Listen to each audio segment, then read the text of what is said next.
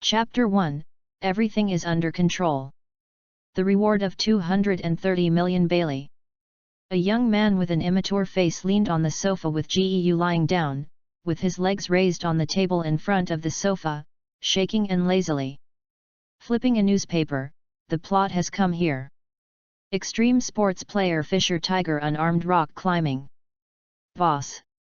At this moment, there was a rush of footsteps accompanied by panic shouts, and then I saw the door of the young man directly in front of him as if he had been hit by a siege hammer. The door frame fell off the wall, and after flying sideways half of the room, it hit the table in front of the young man straight and made a loud noise. Boom! In the face of this sudden scene, the young man did not seem to be surprised. Just when the door was just separated from the door frame, he lifted the newspaper in his hand with a calm expression. Following his action, a layer of lavender transparent shield just appeared beside him out of thin air, and after a puff, he put down the newspaper in his hand unharmed. With a click, the door slid off the table and hit the ground. Alrita, the young man pushed her glasses with her hand, and a cold light flashed. How many times have I told you? I'm very sorry. The person who appeared immediately bowed at a 90-degree, I'm so anxious. Appearing from the door is a very beautiful girl, with a shiny blonde hair that seems to sparkle in the sun. Her figure is also bumpy, and her dress is hot and sexy. In a purple trench coat, she only wore a white one.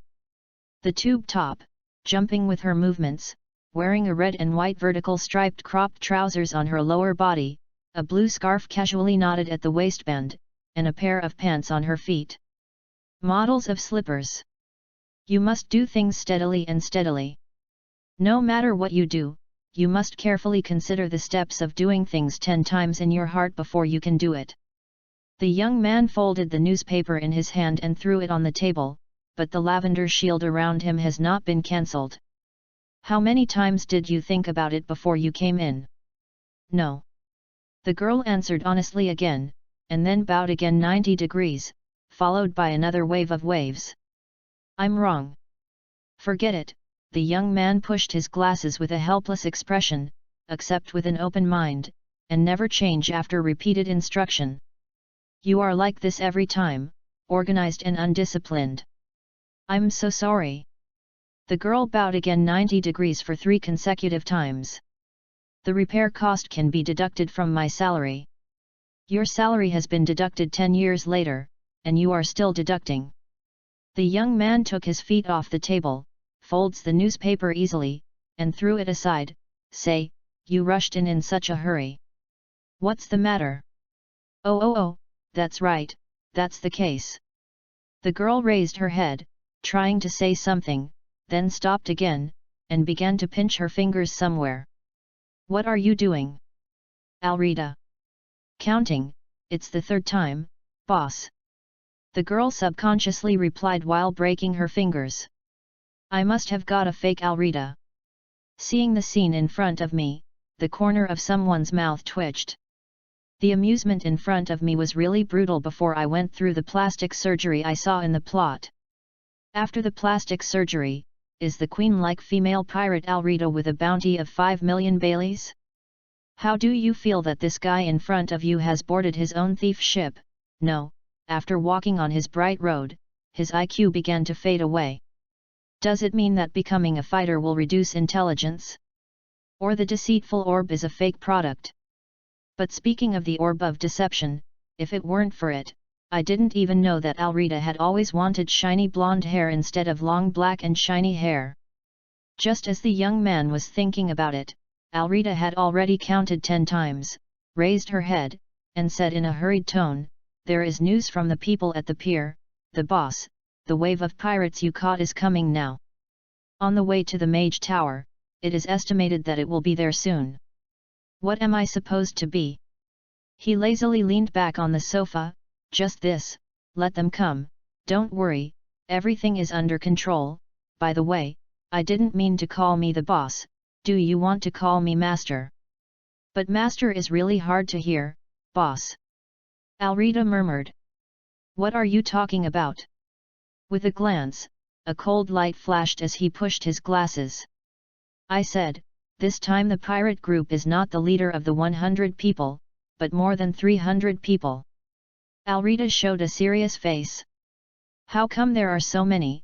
The young man asked suspiciously. Because Earl Batar, the leader of the Buffalo pirate group, asked another pirate group to help. Alrita took out a notebook from her chest and opened it. A reward of 6 million shells is offered. Lee's Bloodhand Pirates. Then Alrita flipped her hand and stuffed the notebook from her chest. Now the number of people has increased several times, is it really okay? Boss, safety for the sake of it, I should take people to ambush them halfway. With that, Alrita pulled out a big iron rod almost as tall and thick as her own from somewhere behind her, with lumpy bumps on it, which looked very cruel. Thing, waved in his hand, I can now master cleave proficiently, no matter how many people they come. You put the stick down first, we have something to say. The young man watched this completely unscientific scene, the corners of his mouth twitched twice, calmly tapped on his belt with his hand, and then he saw a slight gleam of light from his belt, and then the light spread across his body, putting himself on another buff. After reaching the 2 layers of defense, the young man seemed to feel relieved and his tone eased. You can rest assured, everything is under control, no matter how many people they have, as long as they dare to walk in. There is absolutely no problem with my mage tower.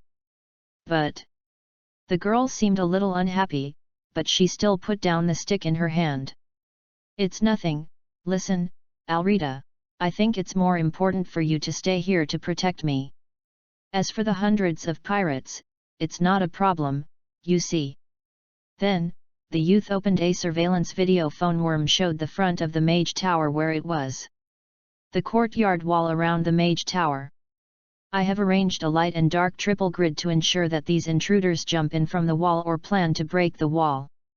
And entering, can teach them a profound lesson. I guess that no matter how smart the other party is, he will have to leave 50, oh no, at least 30 people in my corner. Oh. Then here. He clicked towards the door of the yard with his hand. I have set a big trap here. Of course, this trap is just to paralyze their alertness and make them feel that the defensive measures here are nothing more than this, so that the trap behind is taken lightly. Of course, even so, I believe this trap can pit them at least 20, no, 10 people. Look, this is the inside of the trap. The trap is at least 20 meters deep, and the walls and ground of the trap are covered with 5 centimeters thick steel plates to ensure that those who fall in have no way to the sky and no way to enter the ground. Boss, why is the floor of your trap flat? The clever Alrita keenly discovered the hole in Kong Ming. We should install barbs under this trap. We bought a large number of those 2 days ago. It's good to plant iron cones, so that if they fall off, they are guaranteed to wear them all into candied haws. Speaking of candied haws, do you have any leftovers of the candied haws you made last time? Don't talk about eating now, Alrita. Kong Ming waved his hand confidently, so simple, walking up to the frame and making noise, just tell them directly that this is a trap place, they will definitely be discovered by them, anyway. I can't catch a few people, so I think it's just to stay alive.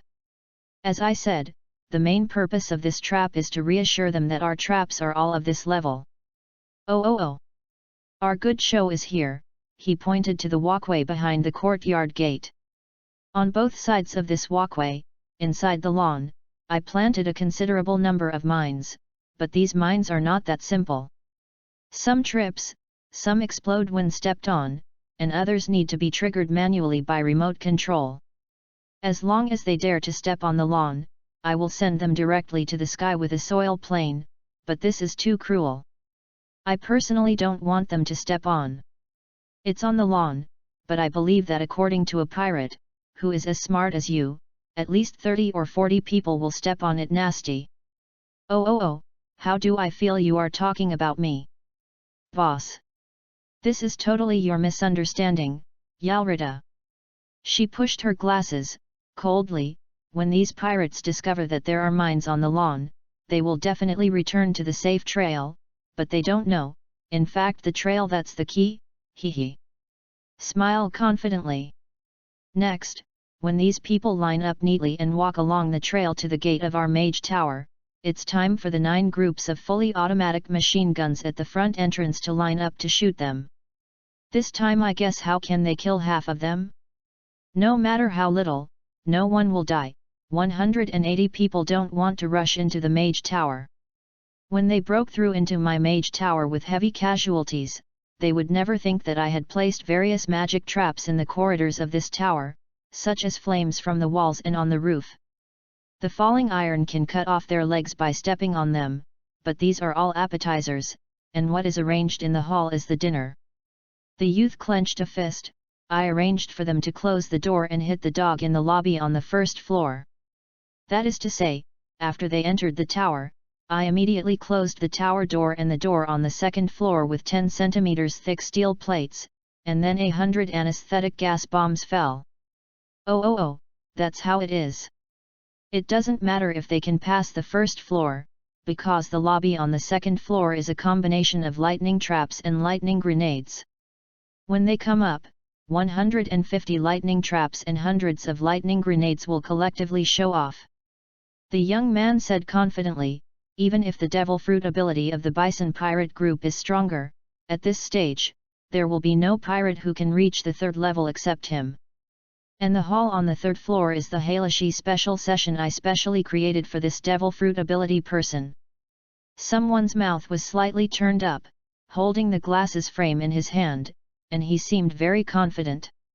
When you are soft and have no strength, you will let Alrita go out in person and catch him for me. Oh, don't worry, boss.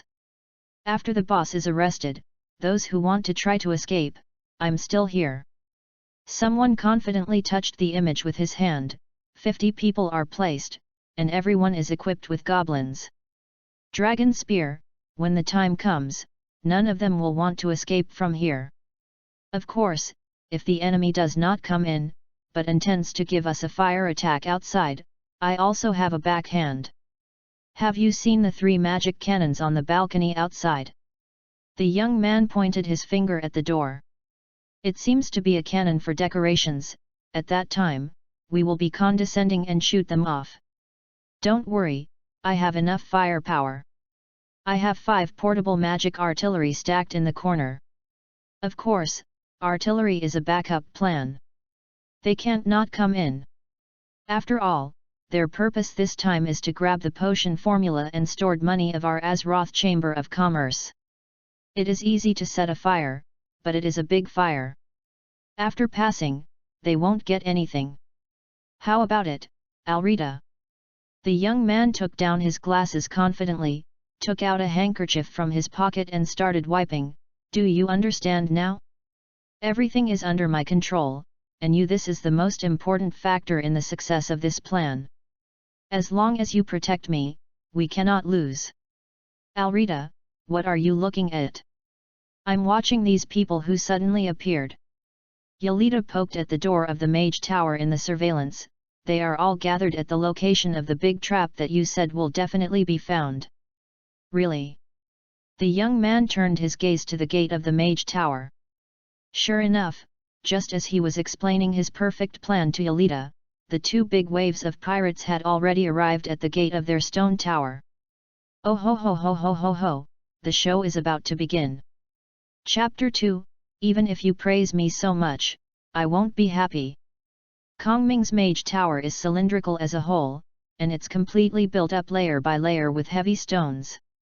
The top of the stone tower is specially built with an empty platform. On the platform are the magic artillery that the youth said. The stone towers. There is also a 2-story auxiliary tower on the right, and a stone bridge connects the main tower and the auxiliary tower. Surrounding the stone tower, there is a large circle of stone walls, and there are several trees inside the walls. Underneath the trees are green turf. I have to say that with the bungalows and thatched houses nearby, the stone tower in front of me can be called majestic. Hey, bah!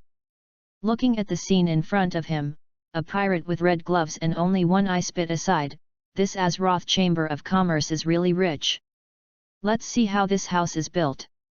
Just buying these stones will cost millions of Baileys. I said, Boss Batar, are you sure your information is correct? That's right. The captains of the Azeroth Chamber of Commerce are not here now. The pirate who spoke was tall and burly, with his chest open and his arms open, and the fluffy chest seemed to be wearing a fur vest. What is completely different from ordinary people is that on the left and right sides of his head, there are still two sturdy horns, with the pointed ends facing the sky, which are extremely sharp at first glance. And it's still that Sunday. The people who are stationed are still on holiday today, and now they are all together, and there will be no more than 20 people. There are now hundreds of people here. We are sure to win. Then say good pay, does it still count? When did I count what Bison Batar said? The pirate with horns slapped his chest. I am a big pirate with a bounty of 10 million Baileys, a demon fruit capable person, and a brutal Batar. I'll say it again. Today, your bloodhand Dussa helped me knock down the headquarters of the Azeroth Chamber of Commerce. The treasures you grab are all yours. I'll give you another 3 million Baileys. With that, Bison Batar waved, cash, you just take it. Well, I believe in your boss Batar today. As he said, Bloodhand Dussa, the leader of the Bloodhand pirate group, brushed it, and pulled out a short-handled flintlock from his waist. The muzzle of the gun fired a bang shot. Little ones, you have heard the words of Boss Batar, give it to me, I will promote him to be the first person to rush into this tower today. Cotter. Under the encouragement of the Bloodhand Dussa, his team members also raised their weapons and screamed with excitement. Now, young ones, rush to me. After finishing this ticket, we won't be mixed in the East China Sea. We have to rush into the Great Root like other big pirates. These pirates are really terrible. Look at their hideous faces. The young man sitting leisurely in the tower, while taking Alrita to watch the show through the surveillance video phone worm, while taking the opportunity to confront Alrita criticizing this aggressive left-leaning opportunism thinking, have you seen it? If you go to them and just face them, even if you can win, you will definitely kill 1,000 enemies and harm yourself 800. You said why we should bet this scumbag with his precious life, remember that Zudge is only stable throughout his life. Although I am not Zudge, I am also Kong Ming anyway. Be stable, and stable at any time. This time, the girl Alrita did not answer, but stared at Battle, the leader of the Bison Pirates, with both eyes, and the other hand holding the iron rod was also clutched, as if in the next second, he was going to pick up the stick and move it up towards Battle's head. Oh! The young man sighed, put on his glasses, and said to such a tiger girl that being steady is really playing the piano against Battle. At this time, after the mobilization of the two pirate heads, the 300 pirates outside the tower were all beaten up with chicken blood. While holding their weapons, they rushed towards the yard while yelling. Because of the large number of people, these experienced pirates consciously divided into two teams before they rushed to the courtyard gate. One team, led by the two pirate leaders, rushed towards the gate, and the other team scattered around the courtyard wall. Oh! Boss, they stepped on it, they stepped on it. Hey! Alrita turned her head to look at Kong Ming, a question mark floated on her head. Boss, none of them seem to have found you. Talking about the trap. Didn't you say that they will definitely find that trap? His face was serious, he pushed his glasses, cold light was radiant. Next look down. Sure enough, just when the team rushed to the gate of the courtyard to break in, two iron plates creaked out of the courtyard wall on both sides of the gate that was originally an iron fence, and they had not waited yet. The pirates reacted, only hearing a click, the iron plates were joined together to form a solid iron door, on which a line of words was written in white paint. See, Alrita, they definitely found it now. Boss Batar, what is written on this? Bloodhand Dussa looked at the door, then turned to look at Battle. Look at what I'm doing. Battle replied with a grim look, I can't read. That, who? Bloodhand Dussa quickly turned his face to look at a slightly more gentle pirate behind him. Let's see what's written on it. I'll take a look. The literate pirate squeezed forward. It says, Little, Heart, Trap. Without waiting for the pirate to finish speaking, all the pirates who squeezed to the door felt that their feet were empty, and they fell down with a bang. Just as the pirates who were about to overcome the wall were staring dumbfoundedly around the courtyard wall, more than 200 people, including the 2 pirate leaders, had all fallen into a big pit that appeared out of thin air. The disguised as stone slabs creaked again, restored to their original state, and completely shut the people underneath. Oh. So you, boss. Let them find the trap like this. But the pirates outside did not see. When the flap of the trap returned to its original shape, several small mouths were gradually removed around the top of the trap, and then a green gas floated out of the small mouth, which soon filled inside the whole trap. Boss Batar, do you smell anything? Bloodhand Dussa shrugged and said. Damn, this trap is surrounded by iron, and it's very thick. Batar was knocking on the wall of the trap with his weapon, and Dang Dang's voice echoed throughout the trap. I didn't expect this Chamber of Commerce people so insidious. By the way, what did you just say? Dang dang dang dang dang dang. I said, do you smell anything? Bloodhand Dussa shouted. What are you talking about? I don't hear clearly. Battle was still tapping with the weapon, trying to find a way to leave. Well, why are you a little dizzy? With the injection of the anesthetic gas, the pirates in the trap felt the sky spin and then fell to the ground one by one. In the end, 2 people with the best physical fitness, Dussa and Batal, were still insisting, but at this moment, the flap of the trap opened again, and more than 20 people fell from above and directly hit Dussa, and Batal gave them the final blow on the head. The big pirate who offers a reward of 10 million Bailey, the devil fruit-capable person, the ox-shaped Batar, stunned. Boss, you are so smart and insidious. Even if the pirates are illiterate in advance, you use a line of words to let them all focus on your trap to read the words, and then catch them all at once. Alrita was serious. He put on a serious face and nodded frequently. That's great, I feel like I have learned it again. The young man pushed his glasses silently, feeling that he had nothing to say. In fact, it's such an insidious trap. Yalrita sums up seriously, don't say these illiterate people, even the guy crow who always imitates you will be fooled. The young man put his hand off his glasses, and suddenly felt that what Alrita said was really reasonable, and he was simply speechless. If even Oda himself admits to a wise man who is rare among the pirates, hundreds of claws can be caught by this trap. The corners of his mouth twitched, and he said silently in his heart, the world people IQ is really hopeless. This gang of pirates are really strong. Someone who really didn't want to continue this topic made a tough change. When I fell down at such a high place, I didn't even have a serious injury, and they all survived. This is entirely your problem, the boss. The clever Alrita immediately jumped out to tear him through. According to what I said, let's fill up the pit with iron vertebrae, so that the people who go down will at least die. More than half. Take a look, what I'm talking about, the second person like Yalrita is smarter than the one outside. Didn't I tell you? This is not a negligence. My trap is just to pretend. Well, I can't do it anymore.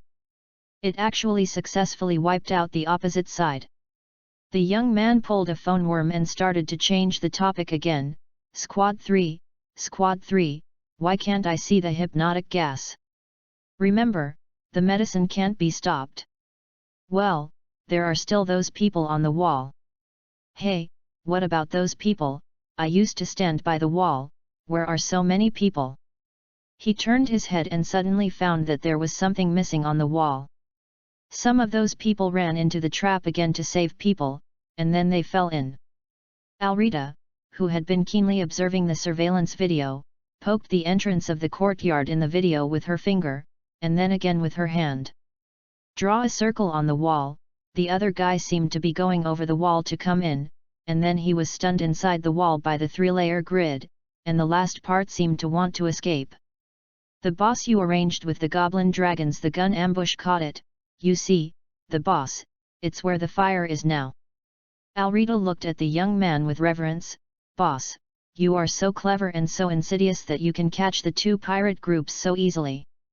Even if you praise me so much, I won't be happy. The young man held back his desire to lift the table, and silently reached out and pushed his glasses. He really couldn't figure out why everything was fine, why these things could happen now. Aren't all those with devil fruit ability very awesome? Especially those with the devil fruit ability of the animal type, aren't those people who have appeared in the anime hanging around 2 to 80,000? Couldn't it be that this animal fruit-powered person stood firm under his own repeated blows, and finally sacrificed most of his accomplices, rushed downstairs to his own, and discovered his own design specifically for his sea-building stone shout to the sky? Masaka, how could you be easily taken down by Alrita later? Now this kind of thing you fell and swollen before I started to exert strength.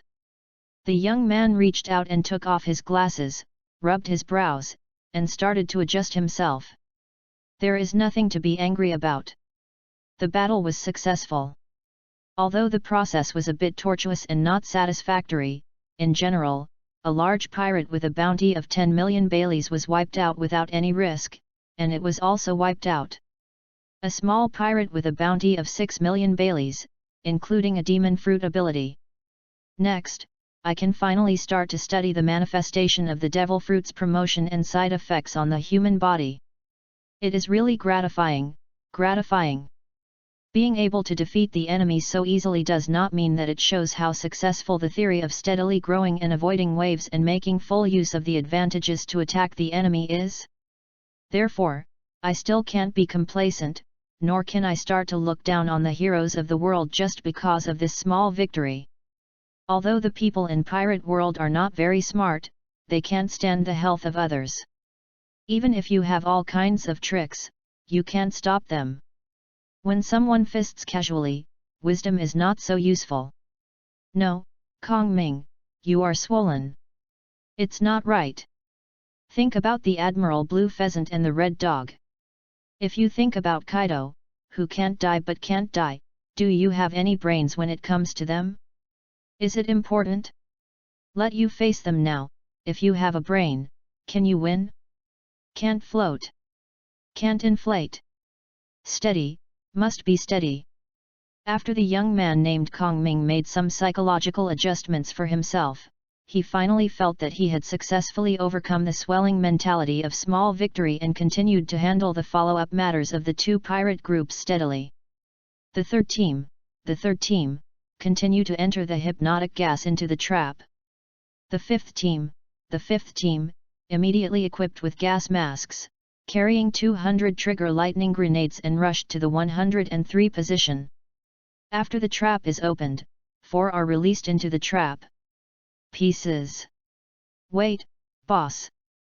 Alrita looked at him strangely. It doesn't matter if the hypnotic gas is put on, why throw lightning grenades into the trap? Chapter 3, Devil Fruit Capable People Are Terrible. You don't know how terrifying the devil fruit ability is. Especially the animal fruit ability person. Remember the animal fruit ability person called Kaido that I told you?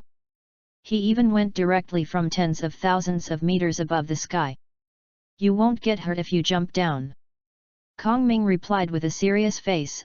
I have very good reason to suspect that Batar was deliberately pretending to be anesthetized and passed out, intending to kill us when we were negligent about it. Wave. Just when Kong Ming explained to Alrita, it can be seen from the video that the 5th team has rushed to the observation room next to the trap, and threw 4 lightning grenades into the trap through the observation port. When the lightning grenade landed on the anesthetized pirates at the bottom of the trap, with the sound of Diddy, 4 grenades exploded almost at the same time, and a blue arc flashed quickly on the pirates. Let me find out, but Ul really is disguising. Kong Ming pointed his finger at Bat's hand in the image. You see, although his face looks similar, his hands still betray him. You see where his hand trembles slightly, it is obviously accumulating energy, just waiting for us to appear and he will strike. Alrita looked at Battle, who was pumping at the bottom of the trap, always feeling that something was wrong. Go on, don't stop. Kong Ming held his glasses, and a cold light flashed. 4 in 5 seconds, throw a base first. 1 base is too much. Alrita said hesitantly, boss, that's 120. Even if it is a lightning grenade specially used to catch enemies alive, if so many smash them, the pirates will electrocuted. No way, in order to be foolproof, some sacrifices are necessary. Kong Ming replied categorically, but what you said also makes sense. Then for safety, first put 40 lightning grenades, and then hook up the rest of the pirates, and throw away the remaining 80. Snapped. Snapped. 4 more lightning grenades landed and exploded a burst of lightning. Look, what a tenacious person, what a strong fighting spirit. Kong Ming's face showed admiration, from beginning to end. Do not ask for mercy, do not give up, but whenever there is a glimmer of hope, I will fight to the end. I exploded. After so many rounds, he can still pretend to be, just for endurance, I would like to call your bison Battle the strongest.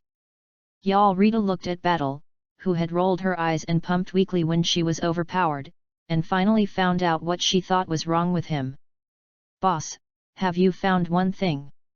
What's up? The 2 horns on Batar's head seemed to have fallen off. Snapped. Look at the boss, it really fell. What are you talking about? The horns on your head are glued on. After getting this slightly off-point answer, even if he is as stable as Kong Ming, he feels that he is bursting. You are a good person, why should you go to I have horns on my head pretending to be a half-orc? What do you picture? In fact, it is to frighten people. With handcuffs, fetters, and even a shackle on both shoulders, Battle, who was almost wrapped in iron chains into rice dumplings, looked a little honest now, including these on my body. The same goes for cow hair. In fact, this matter is also very simple to say. As a wise man who is rare among pirates, when Battle learned through some of his own channels that there is something called devil fruit in the world, which can be owned by those who eat it. The power of the devil is very terrifying, and most people tremble with fear when they hear this devil fruit ability. Moreover, the key thing is still very rare, not to mention ordinary people, even a well-informed person like Batar, who has floated in the East China Sea for so many years, and has not really seen a devil fruit. Ever since, he thought of such a good idea, pretending to be a devil fruit capable person. However, impersonation is also scientific. Naturally, there is definitely no way to impersonate. Superman is simple. But the problem is that Batar doesn't know what the Superman is and how to pretend. So Batar thought about it. To go, it was the easiest to pretend to be an animal department, so he found 2 horns and stuck them on his head, and then put some cow hair on his body. Okay. A devil fruit, a capable person in the form of a bull appeared. After adding this disguise, Batar found that many things he encountered immediately became simple. During the robbery, as long as he showed his horns and shouted, I was a demon fruit capable person, and the opposite was still those who were able to resist were defeated immediately. When meeting other pirates, as long as you light up your horns, the opposite party immediately pays off and bows, Batar, boss. It's not just these. Battle said proudly, since the news that I am a demon fruit ability person spread, my bounty has risen from 4 million Baileys to 10 million Baileys, and I am also become a big thief.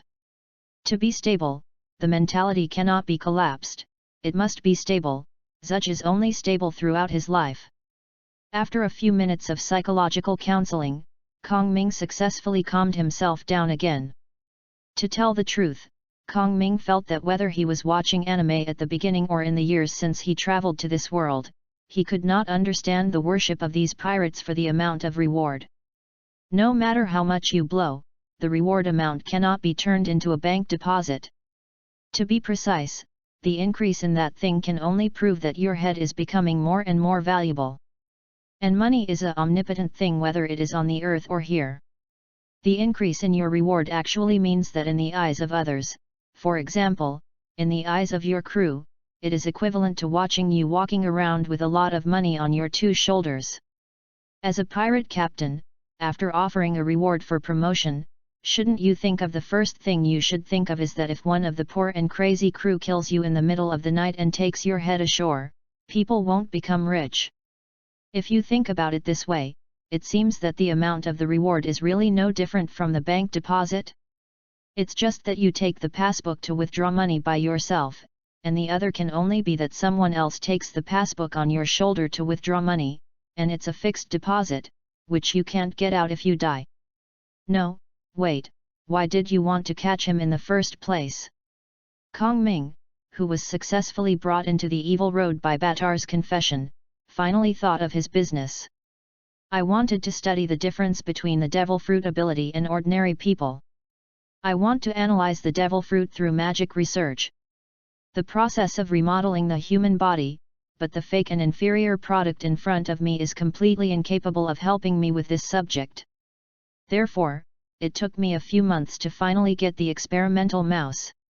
Has it become a field mouse? So angry. I really want to kill him to receive the reward. But the Navy is offering a reward to Battle, a man of great power, not the one who has put horns on his head in front of him. Even if you kill him yourself, I'm afraid you won't be able to get a penny anywhere in the Navy with his head. The Navy can definitely distinguish the difference between the capable and ordinary people.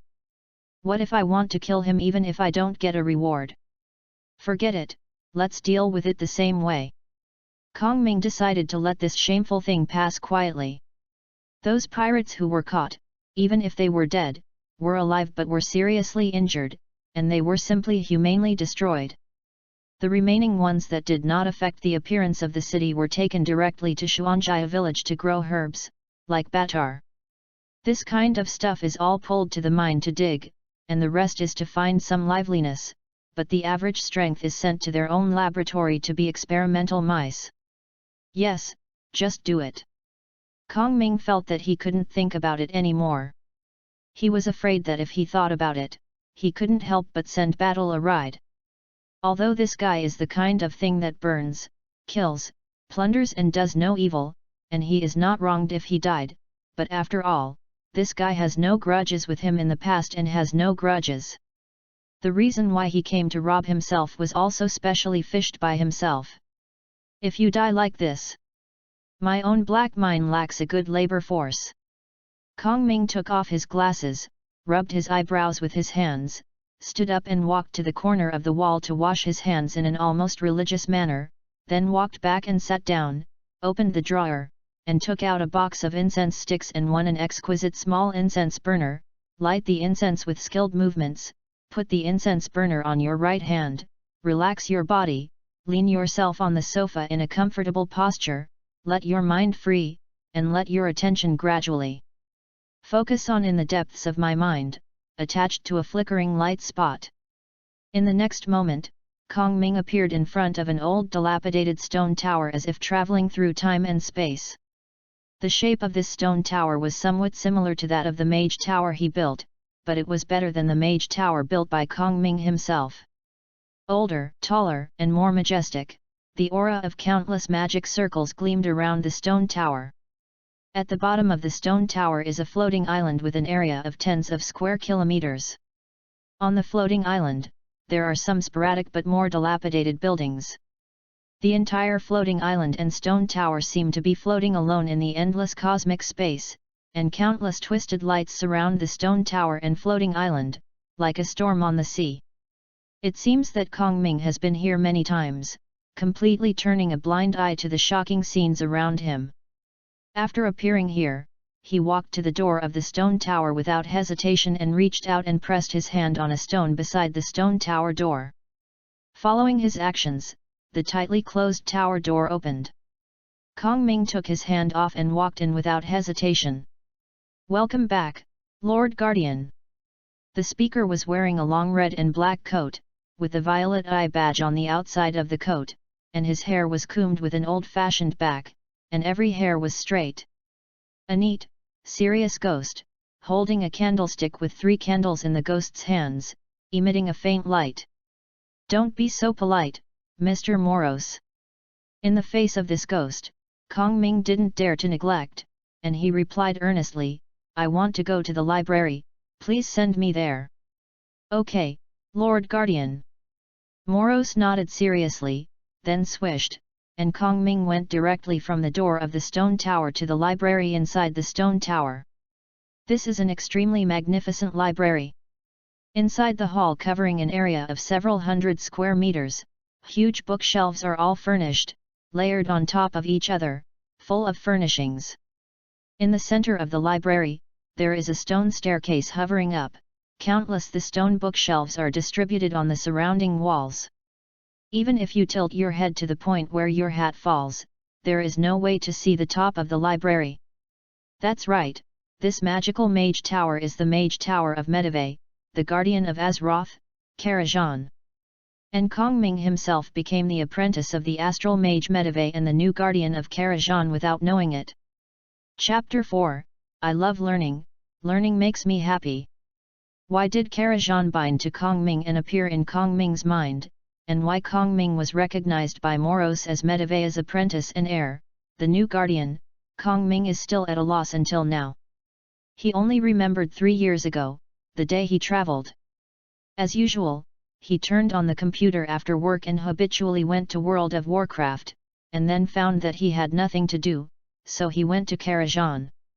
A rare mount, Midnight. While refreshing the mount, he took the phone again and swiped the update of One Piece, and then inadvertently, the Reign of Midnight fell off. Kong Ming was too excited. As a result, his hand slipped and the phone fell along with the Reigns at Midnight, and it smashed directly onto his laptop. Kong Ming didn't know what was going on. Because then he passed through, and with Karajan bound, he crossed into the world of One Piece. In the past 3 years, Kong Ming also asked about this matter from Moros and the other ghosts in Karajan, but unfortunately, all the ghosts, including Moros, did not understand what was going on. They only remember that it was Medivh who announced this directly to them. But where is Medivh now? They do not know. Why did Karajan become what it is now? They don't know either. They still don't know how Medivh announced this to them. In short, don't ask anything, just ask Medivh. Kong Ming remembered that Medivh had an echo in Karazhan's chess hall, but the problem was that the magic gate of Karazhan's awesome mage tower could not be solved by Kong Ming's current mage apprentice ability. He thought to himself. Just like in the copy, take the opera house Dieter, but the problem is that the actors in the opera house will not open the door for him, saying that they must pass their test. Test. You group of Karajan actors, dare to test my dignified guardian, the heir of Medivh's personal order? I'm not going to the opera house anymore, okay? Kong Ming was very angry, and then he gave up steadily. Anyway, he can send it to Karazhan's library, that's it. In fact, after steadily thinking about the matter that he passed through, Kong Ming felt that he was acceptable.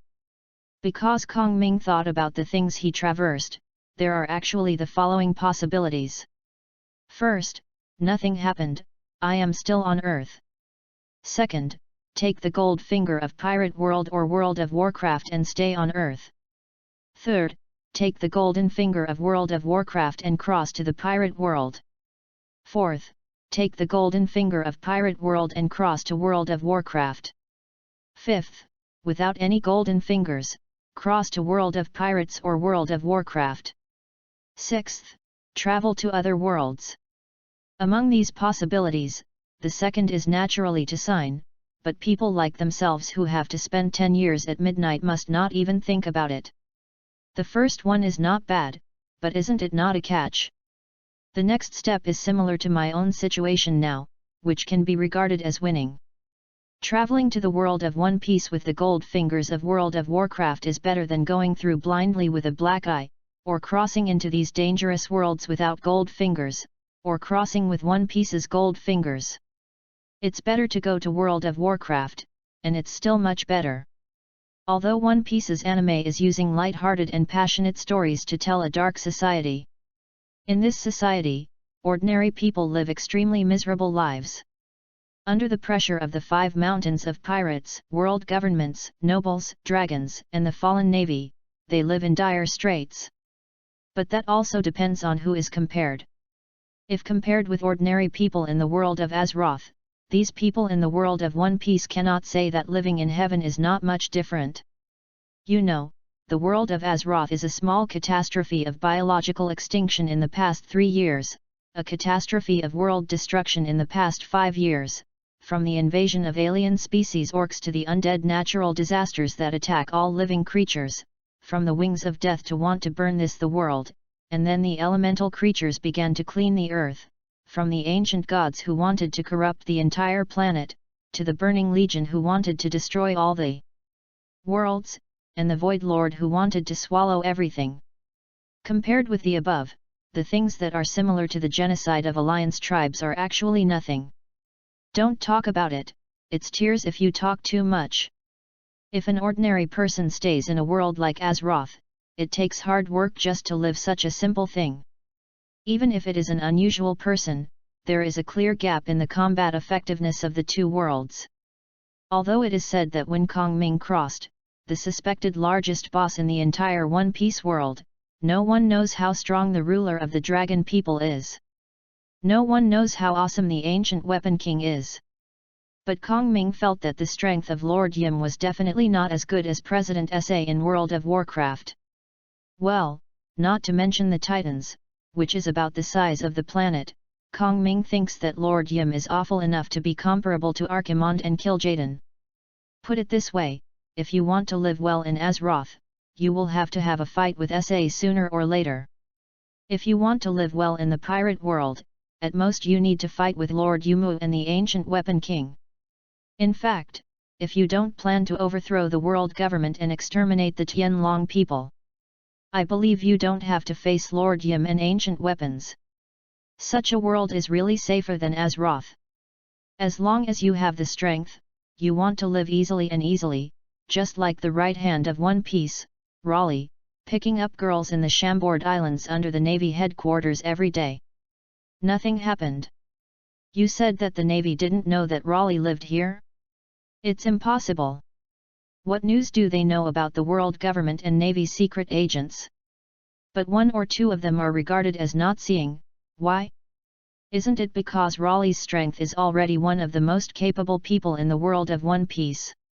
You let Raleigh live in front of SA's gate and try, without SA's action, the fallen Agrimar and the destroyer Argus, Archimonde, and Kil'jaeden can teach Raleigh to be a man.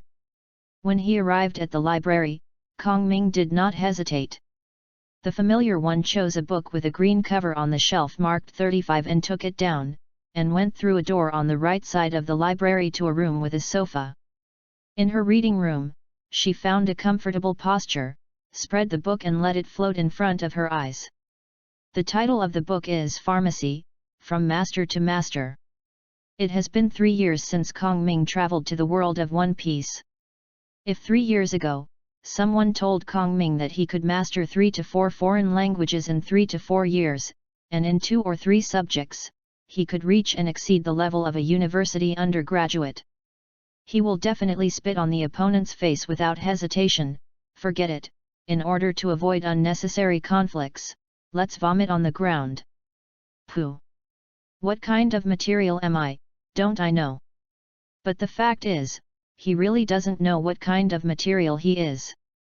From Kong Ming to the present, in order to understand the vast array of books in Karajan, in order to become a qualified arcanist, in the past 3 years, he has taught himself Azeroth Common Language, Elvish Language, Troll Language, and Bullhead Human Language. Elvish Language and Troll Language also contain 2 versions of Ancient Language and Modern Simplified Language. If it wasn't for the Murloc people who didn't like to write books, and the Murloc in One Piece didn't speak the Murloc language of Azeroth, it is estimated that he had even learned the Murloc language by now. While learning so many languages, Kong Ming also studied alchemy, magic, herbalism, gemology, engineering and other subjects. Although it cannot be said that he has reached the master level like Kong Ming's account in the game, but at least it can be regarded as an expert to a master level. While doing the above things, Kong Ming even started his business by taking passenger ships alone, and then had a reliable partner in his own ships, and established a distribution network throughout the East China Sea, where all world governments joined the East China Sea. Kuatu has its own branch, a large chamber of commerce with a monthly turnover of more than 100 million baileys. Kong Ming himself has also changed from the 5 scums of the battle without the power of the chicken to become the apprentice of the wizard who is only one step away from the spiritual power to become an extraordinary arcanist, and has mastered all the masters during the apprenticeship. Simple trick. There is something to say. But what is the price? Kong Ming expressed that he did not want to answer this question and threw a dog egg at you. Now, Kong Ming's distance has become a true arcanist. Only a breakthrough in mental power, as long as the breakthrough is successful, he can form in his mind the first magical specialty exclusively for himself, officially advanced arcanist ranks. As long as he became an arcanist, even the lowest arcanist, Kong Ming dared to confidently say that he could fight invincible all over the East China Sea. Hush! Be humble, be cautious, be low-key, and be steady. It's not my purpose to fight invincible all over the East China Sea. Research, study, and improvement are the directions for my development. Kong Ming can proudly say that I love learning, and learning makes me happy. Yes, exactly. The only question now is, how can I make such a small breakthrough with my mental power? If in Azeroth, Kong Ming is a member of a wizard organization, then this breakthrough is nothing at all. He only needs to find a mage above the 4th ring arcanist, and let the 4th ring arcanist take him a little while he meditates. If he is in some special place, such as the Sun Well or next to powerful magic nodes such as the Well of Eternity or the Well of Dark Night, you don't need to carry a large size, and you can do everything in one deep meditation. But similar to this kind of large-scale magic node, the entire East China Sea Kong Ming almost ran around, and he had never heard of it. Then there is only one last way. I need a bottle of medicine that can help increase mental power and speed up the recovery speed, meditation medicine. Of course, this is not a very expensive potion. The meditation potion in Azeroth is very cheap. You don't even need to go to Dalaran, the country of wizards, to buy it. It can be found in alchemy rooms in some slightly larger cities. Vought. However, this is not Azeroth. There are countless strong people in this world, but almost none of them needs to return to the blue. So the medicines sold in this world are almost all medicines for curing diseases. There are even more precious medicines that can restore blood, but there is no such thing that can return to blue. What? You said there must be stock in Karajan? Are you kidding me? Does Medivh, the Astral Master, need to return to blue? Well, even if Medivh needs to return to blue, can you give Medivh the blue bottle back to blue? Does Kong Ming dare to drink now? If you really have Kong Ming and dare to drink it, it's enough to dilute it harder. In fact, the fundamental reason was that Karazhan's alchemy room was probably too bumpy when the Mage Tower entered the twisting void. All the potion samples were damaged, and even the tools needed for alchemy were broken. This is a headache. In other words, if Kong Ming wants to get a bottle of meditation potion in this world, he first needs to thoroughly analyze and understand the formula of the meditation potion, and determine which ingredients of each medicine in the formula play a role in the production of the potion. All the micro things are clear. Second, he needs to find medicines containing these ingredients in the world of One Piece, extract these ingredients, and then directly use these ingredients for proportioning. Fortunately, the herbal specimens used for display in the Karajan alchemy room were not damaged. Although these specimens are not enough to make a bottle of medicine, they are enough to extract the effective ingredients and compare with the medicines of One Piece world. This is a huge project, but Kong Ming had to do it. Because this is the only way for Kong Ming to become stronger. Chapter 5 appeared, the clue to Jeonju Island. In fact, when Kong Ming just passed through, like other predecessors who crossed the pirate world, he also came to Xuanjia village, known as Pirate Crossing Novice Village. At that time, Kong Ming ran to the dojo of Kojiro, a swordsman in Novice Village, with confidence and wanted to learn swordsmanship and become a great swordsman. But the facts quickly gave Kong Ming a loud slap. No, it should be said that a string of loud slaps. Although the humans in the One Piece world seem to be the same species as the Earth humans in appearance, in fact, the gap between the two is vast from the ground to the sky. The human beings in the One Piece world have an average physical fitness n times that of the Earthlings. Their strength, speed, and endurance are not comparable to Earthlings, especially their ability to recover. Those injuries that have been on Earth for 100 days or it only takes a few days here to heal completely. It is no exaggeration to say that any person in this world, as long as they have systematic training and scientific nutritional intake, when they are adults, they will be enough to rub half of the Avengers on the ground. The most obvious example is Kirby and Burmeber. They hadn't been trained before they were a teenager, and they were two scumbags. But after a few months of training with Carp, he became a Superman. After 3 years in the Navy, Kirby was able to spot torpedoes launched by pirates a few kilometers away, and then jumped into the sea to swim to catch up with the torpedo, change the direction of the torpedo with his hand, and Burmeber could also use a knife to chop off the submarine. Just look at the destructive power of Kirby, not to mention that the US team in the movie is absolutely impossible. Thor, when he put down his hammer in the first Avengers, is not necessarily stronger than Kirby. Not to mention that in this world there are things like Carp and Luffy after being injured, eating and drinking, relying on the nutrients absorbed by the body, it can heal the pain, increase strength, and break through the limit. Monster-like people. After Kong Ming's crossing, he routinely gave him a crossing benefit, adjusting his age to 12, but in Kojiro's dojo, all the 12-year-old ordinary bear children can easily lift dozens of hundreds of kilograms. And throw the same weight to Kong Ming himself? Not to mention lifting up, he couldn't even drag. The swordsmanship gap can be caught up, and the savvy Kong Ming also has self-confidence, but this kind of innate gap, how do you let Kong Ming catch up? You know that in the original work, Cao's hero just thinks that his daughter Gina is a woman and lacks natural strength and physical strength. Cao's hero thinks that she can't become a truly top swordsman. Not to mention that Kong Ming's physical strength and strength are inferior to Gina. Later, after learning arcane knowledge, Kong Ming also estimated it roughly based on the settings in the previous life animation.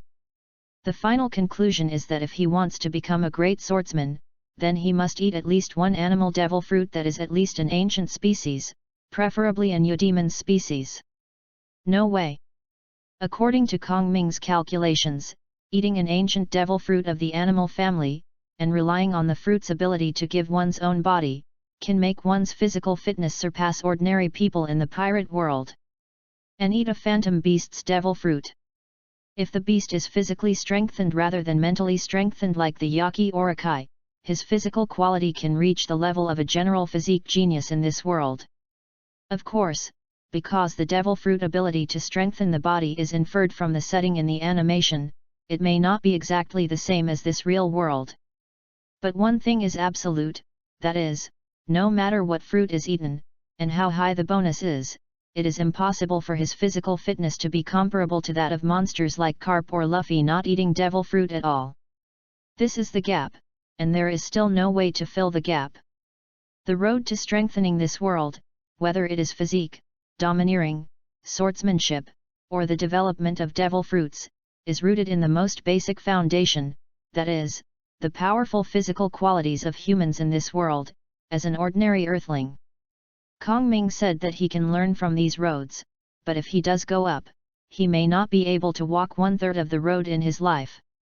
Although it hurts self-esteem to admit that he is a trashy as a traverser, this is actually the case. No matter how good the road in this world is, it is not its own road. After thinking about this, Kong Ming gave up swordsmanship without hesitation, plunged into Karazhan's library, and began to learn how to become a mage. Wei Shan Ju Ren, the obstacle that currently stands in front of Kong Ming, that is, the effective ingredients of the meditation potion, only the last one is left, that is, the ingredients of the root grass have not found a suitable substitute. Victory is close at hand. But this last step has been stuck with Kong Ming for a full year. If it hadn't been for this year, in the East China Sea, there would be nothing close to the effective ingredients of the ground root grass, and Kong Ming would not have been rushing to go to the doctor and plan to grab an animal demon fruit ability for experimentation, and plan to research.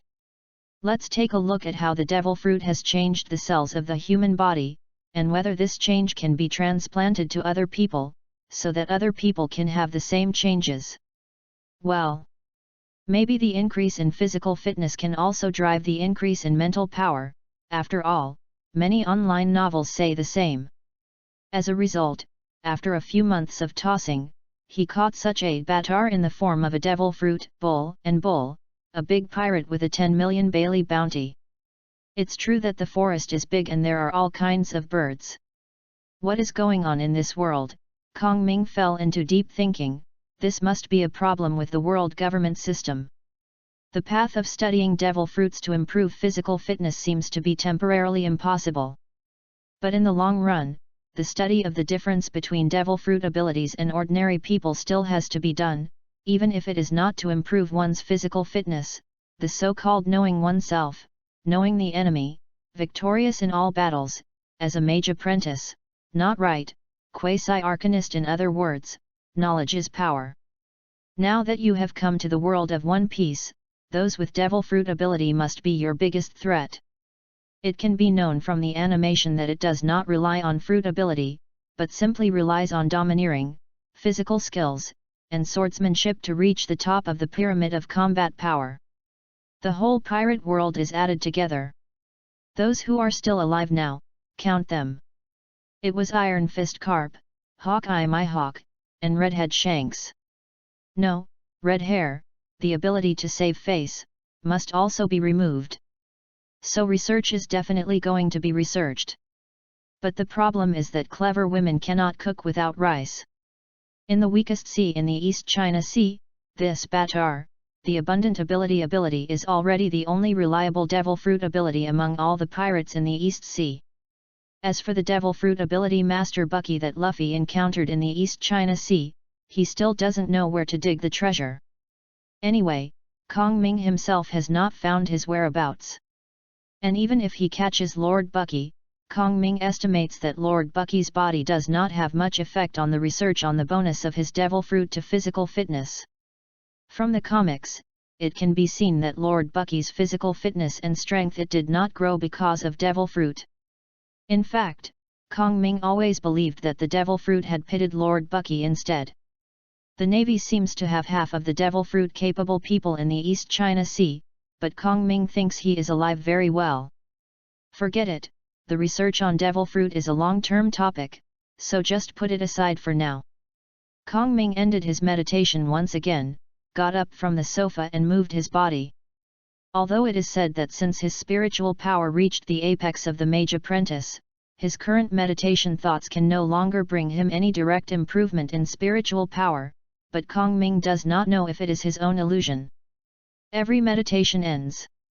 After that, even though his mental power did not improve at all, he could still clearly feel that his meditations were effective. This feeling is very mysterious, but Kong Ming still chooses to believe in himself. So even if meditation is useless, he still hasn't let go of his daily routine meditation this year. This is beating a child on a cloudy day, and being idle is also idle anyway. Boss, boss. Kong Ming, who was moving his body, suddenly heard the voice of Yelida talking and a sound of footsteps, rushing to his door from far and near, and then Kong Ming calmly opened the defensive cover, then raised his hands to block his ears. Boom! The door that had just been installed was pushed away again and flew straight from the gate to Kong Ming's desk. After making a bang, it bounced back and fell to the ground. Boom! After all this was over, Kong Ming put his hands off his ears, and he saw Alrita, the second person, standing at his door, pinching his fingers and counting. How many times? 9 times, it's ready soon, boss. Alrita answered fluently. Well, this can be considered an improvement, right? Then she won't have to pay for the money this time, or the hapless kid won't even have money to buy cosmetics. Although it is said that Alrita's body is changed through the orb of deception, it is also a real body, no different from a normal body, and even Alrita's power is far beyond what a human should have. A lot of points. The most exaggerated thing is that since Alrita started training according to the training methods of Azeroth warriors found by Kong Ming from the Karajan library, her strength has been increasing neither scientifically nor magically.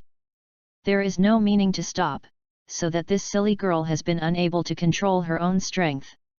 What's more nonsense is that her figure has actually begun to change to that of a normal woman. It turns out that Azeroth's fighter training method can still lose weight.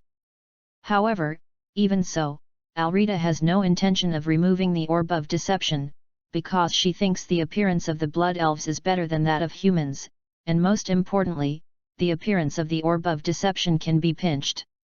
At this point, the orb of deception is more valuable to Alrita than all the treasures in the world. Yerida, what happened, so hurriedly? Kong Ming put his chin on his hands and put the signature moves of Commander Akira on the table. Boss, there is a huge piece of good news.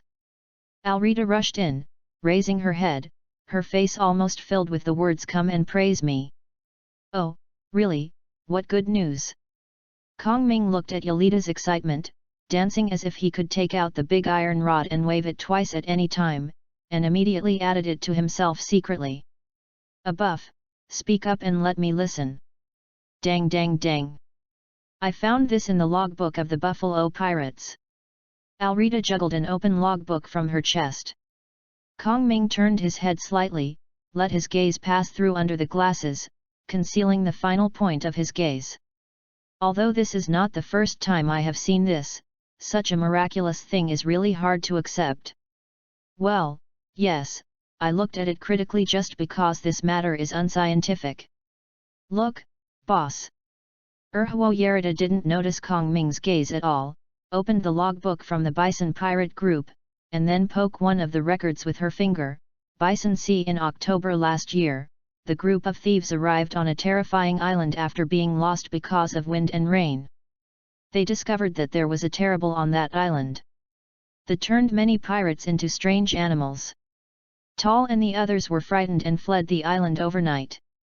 And I also brought their nautical charts from last year. Yalrita unscientifically and magically pulled out a roll of nautical charts from her chest and spread them out on the table. This is their last October. They are the wind and rain they encountered here, and then. Alrita's hand wiped on the nautical chart, they landed here again, and their course was this direction, and then the island should be its here. As he said, Yalrita poked her hand hard somewhere in the East China Sea, and when she looked up, she smiled brightly.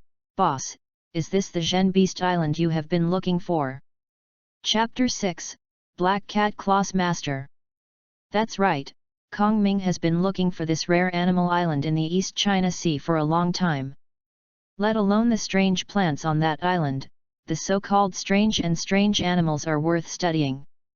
From a biological point of view, however, those things don't look like the products of natural evolution, because many of them are the feeling that a kind of creature is crudely grafted with another gene. Since natural evolution is impossible, these so-called rare beasts can only be artificially cultivated during the Great Kingdom period in the history of Pirate World. The ability to piece together these ordinary animals with such a simple and rude technique can also stabilize the pieced animal genes and form a brand new species, which is enough to show how awesome the genetic technology at that time was. And because of the special status quo of this world, the sea blocked the process of biological interaction, so even after the Great Kingdom collapsed and then somehow became the current world government, many strange animals and plants are still on some very remote islands. Survived. For example, these assembled rare beasts on Zhen Beast Island. And these animals and plants can be said to be rare treasures for Kong Ming now. But this Zhenzu Island is really hard to find. Although in the original history, Luffy and the others found it casually when they went to sea, but that was because the navigator on their ship went to sea alone when they were young. Nami who sneaked and robbed and ran all over the East China Sea to raise money. If you change someone, they can't find it either. For example, Kong Ming has been looking for this place for 2 years, and he has put a bounty for a while at Tatuka Port, the free port of pirates in the East China Sea, but has not found the location of this island until now. This is the road to heaven. 3 days later. A tall, thin, glasses-wearing young man in a black suit walked unhurriedly in the corridor of the Mage Tower. If you can use a ruler to measure, you can find that every step he takes is the same size. The young man combed his head, wore glasses, and hung a strange decoration on each side of the button of the black suit. The young man stopped in front of the door at the end of the corridor, habitually raised his hand, and after pushing his glasses with his palm, he knocked on the door lightly. "Come in," Kong Ming's voice came from behind the door. The young man paused for another 2 or 3 seconds, unscrewed the knocker with his hand, slowly pushed the door open, and then paused for a while before slowly walking in. I saw Kong Ming was facing the door of the room, and what was in a big box. After hearing the door ring, Kong Ming turned around and smiled at the young man. "Crow, hard work all the way." "Master." The young man known as Crow stroked his chest with one hand and bowed slightly with an impeccable gesture. "Crow, I am waiting for your instructions." We are partners, don't be so polite." Kong Ming turned his head back and began to carefully organize the things on the table into the suitcase.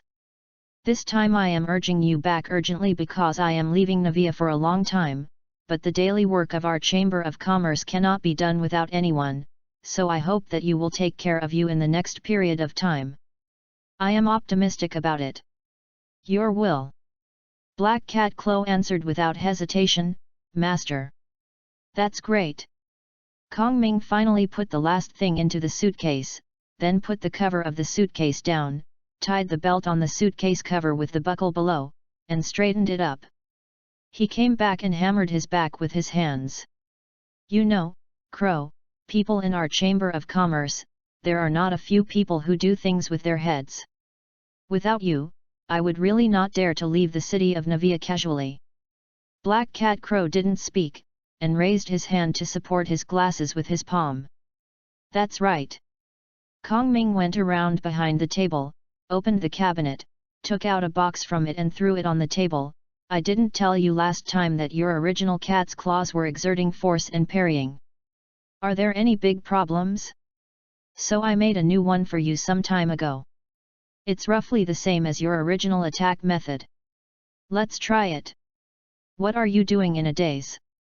Kong Ming pushed his glasses with his left hand, and pushed the box with his right hand in the direction of Clo. "Try it out. If there is something inappropriate, we can modify it." "Yes, Master." Crow still replied blankly, but the hand that reached out to take the box hesitated slightly. The box contained a pair of fiery red gloves. Compared with Crow's previous claws, the length of the finger blade was significantly shortened, and the blade of the 5 fingers seemed to have been enchanted and glowed slightly red. Light, the back of the hand is wrapped with a layer of red shields, and there are a layer of soft padding on the left, right, and back of the shield, which also emits a faint red light, which looks very beautiful. I named it Fire Cat's Claw. Kong Ming said triumphantly, although the claws of this glove are not as sharp as your original cat's claws, they are actually quite the opposite. In the test, even if I hold this pair of gloves, I can easily grab a 1 cm thick steel plate. It will definitely add wings to you. The paws seem to be a bit too gorgeous, and some are not conducive to fighting. In the face of Kong Ming's ridicule, the black cat Chloe still held the glove up and put it on, and then moved his fingers. And the correct statement should be "It's so powerful." Master. Isn't it good to be gorgeous? Kong Ming completely ignored the things that were so powerful, with a mysterious smile on his face, and the sun reflected on his glasses, shining. "Clow, we are not the rats in the gutters. People's pirate, remember that we are a conscientious enterprise and a Navy partner. Even the world government is now cooperating with us. We are the backbone of society, good people, philanthropists, and high-class people. We just want to stand upright and radiantly in front of people. I see, Master. Clow put the gloves on his left and right hands, and both hands gently rotated in a circle before moving his fingers. It's suitable, no need to modify. It's right. Kong Ming gently pushed his glasses. During this period, what about yours? By the way, how is the spoon doing? There is still no way to accurately hit the target in the process of that kind of high-speed movement. The black cat crow also pushed his glasses with his palm. It's a silent step. Great progress. No progress is normal. Just like I told you, how many years of development and generations of perfection has the Navy invented the kind of skills that can travel or fight at high speeds? If you are alone, if you have never seen the original version, if you can copy it casually, then what is the need for confidentiality of the Navy Type 6? Spend money to buy it, Kong Ming said lightly. Although the Navy Type 6 is an unspoken secret of the Navy and the world government, there are too many people who know about it, and there is no secret. Let's East China Sea, there are several navies here that are still very reasonable. For example, Captain Mouse from the 16th Division of the Navy is said to be a major after a while. I understand. Clo dropped his hands and moved them twice, as if to check whether the pair of gloves would fall to the ground. Do you have any more orders? It's okay. When Kong Ming was about to say something, he heard a sound of thumping footsteps in the corridor, and then Kong Ming reflexively put on 2 layers of shields on himself. Sure enough, following the sound of footsteps, there was a bang, and the door that had just been installed and had not lasted for a day flew over again. Just when the door flew out and was less than 2 meters away, with a scream, Clu, who was supposed to be standing in front of Kong Ming's desk, had appeared behind the door with 2 hands with the claws of the fire cat. In an instant, a word of rice was written continuously on the door of the room. Then Crow's figure flickered again and appeared in front of the door of the high-speed flying room, as if picking an apple. He easily took off all the doors that had been unloaded from the air and threw them on the ground. If you look closely, you can find that when Black Cat Clo was picking the door of the room, his feet were still stomping on the ground at high speed, allowing his body to move backwards with the door. This set of actions was almost all completed in an instant. It's really sharp.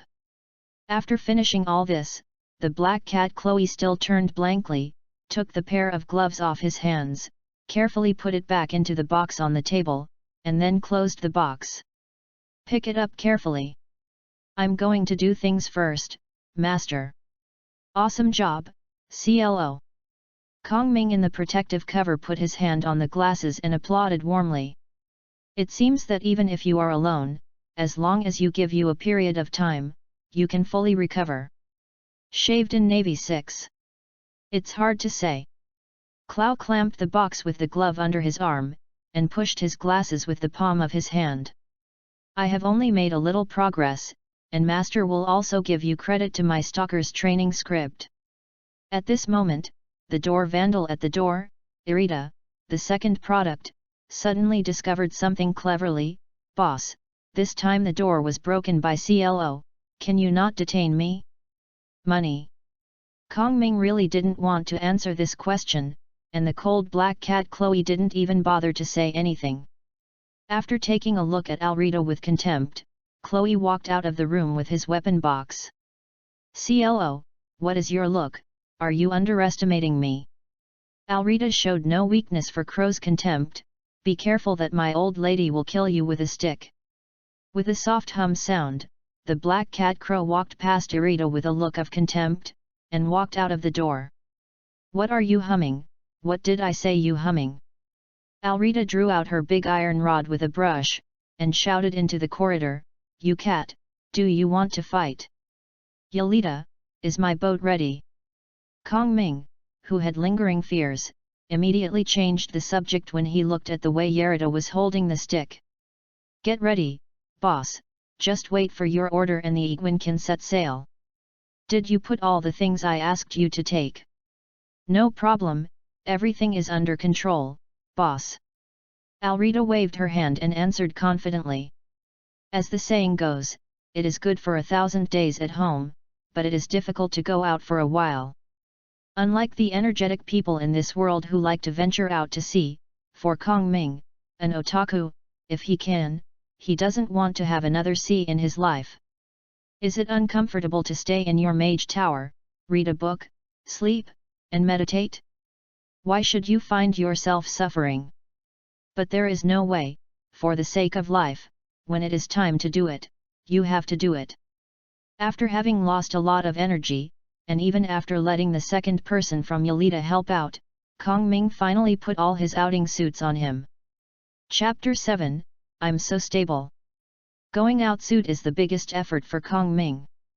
It takes the most time, the most effort, and the most expensive price to customize a suit for himself. The only characteristic of this suit is that it is stable and very stable. The first is a set of underwear, which is prepared to prevent yourself from being physically injured. The main material is made of a kind of sea king skin here. The specific kind of sea king Kong Ming does not know. In fact, the sea king of pirate world, those with many appearances, are similar to the stars in the sky. If they are classified according to their appearances, I am afraid they may not be the end of their lives. So people in One Piece world simply classify Aquaman as small, medium, large, and super large. This is a medium-sized sea king leather, which combines flexibility and patience, and is especially suitable for this kind of protective clothing. It can effectively guard against slashing, and Kong Ming also enchanted a magic field of defensive arrows on this set of underwear, which truly achieved 360 degrees without dead ends. On the outside of this underwear, there is a middle garment that protects against magic damage, or defensive attribute damage. The so-called attribute damage, that is to say, whether it is a fireball or ice bolt, it will be affected by this clothes are exempted. If it were made by a famous magic tailor in Azeroth, this kind of clothing could reduce magic damage by at least 30%. Of course, because of Kong Ming's current skills, it is impossible to reach such a high level. So Kong Ming wore two coats like this. In the middle of the two jackets, there is a spare life jacket. The inflatable one is prepared to prevent damage to the outer life jacket. Of course, its own material determines that it can also be used as a body armor. Use. On the outside of the shirt is a leather jacket and pants. The lining of this set of clothes is made of exactly the same material as that of Kong Ming's shirt, and the fabric of the clothes is exactly the same as that of the shirt. Even the enchantments above are almost the same. This piece of clothing was called by Kong Ming as the two-in-one combination of things and magic. On the outside of the two-in-one jacket, there is another life jacket. On the outside of the life jacket, there was a magic robe. On top of this robe, 2 or 3 magic shields were added, as well as the flashes that would be triggered once the shields were broken. There was nothing else. In the sleeves on both sides of the robe, there is a small pocket, which contains 2 identical casting items, one for battle and one for spare. Of course, there is a small bag hanging around Kong Ming's neck. Preserve the second copy. On the outside of the robe, there is a battle robe. In addition to a trigger enchantment for projectiles such as arrows and guns, it also has an additional feather drop technique. This is to prevent Kong Ming from having to jump. Used for cliffs and the like. In addition, on Kong Ming's 2 hands, he also wore 10 rings with different spells attached to them, from invisibility to fireball, as long as they were activated.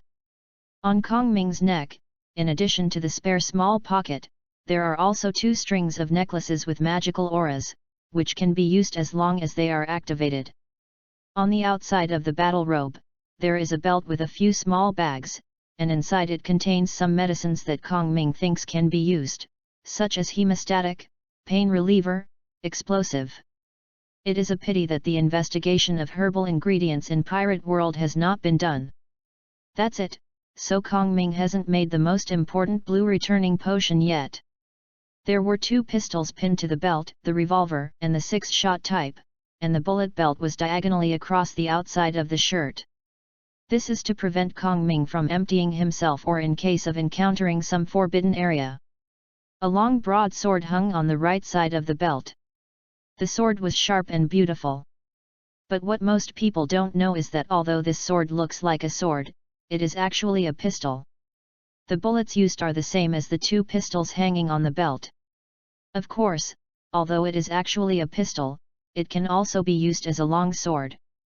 If it weren't for the boat, Kong Ming's outing suit actually has a plate armor, but this is not a problem.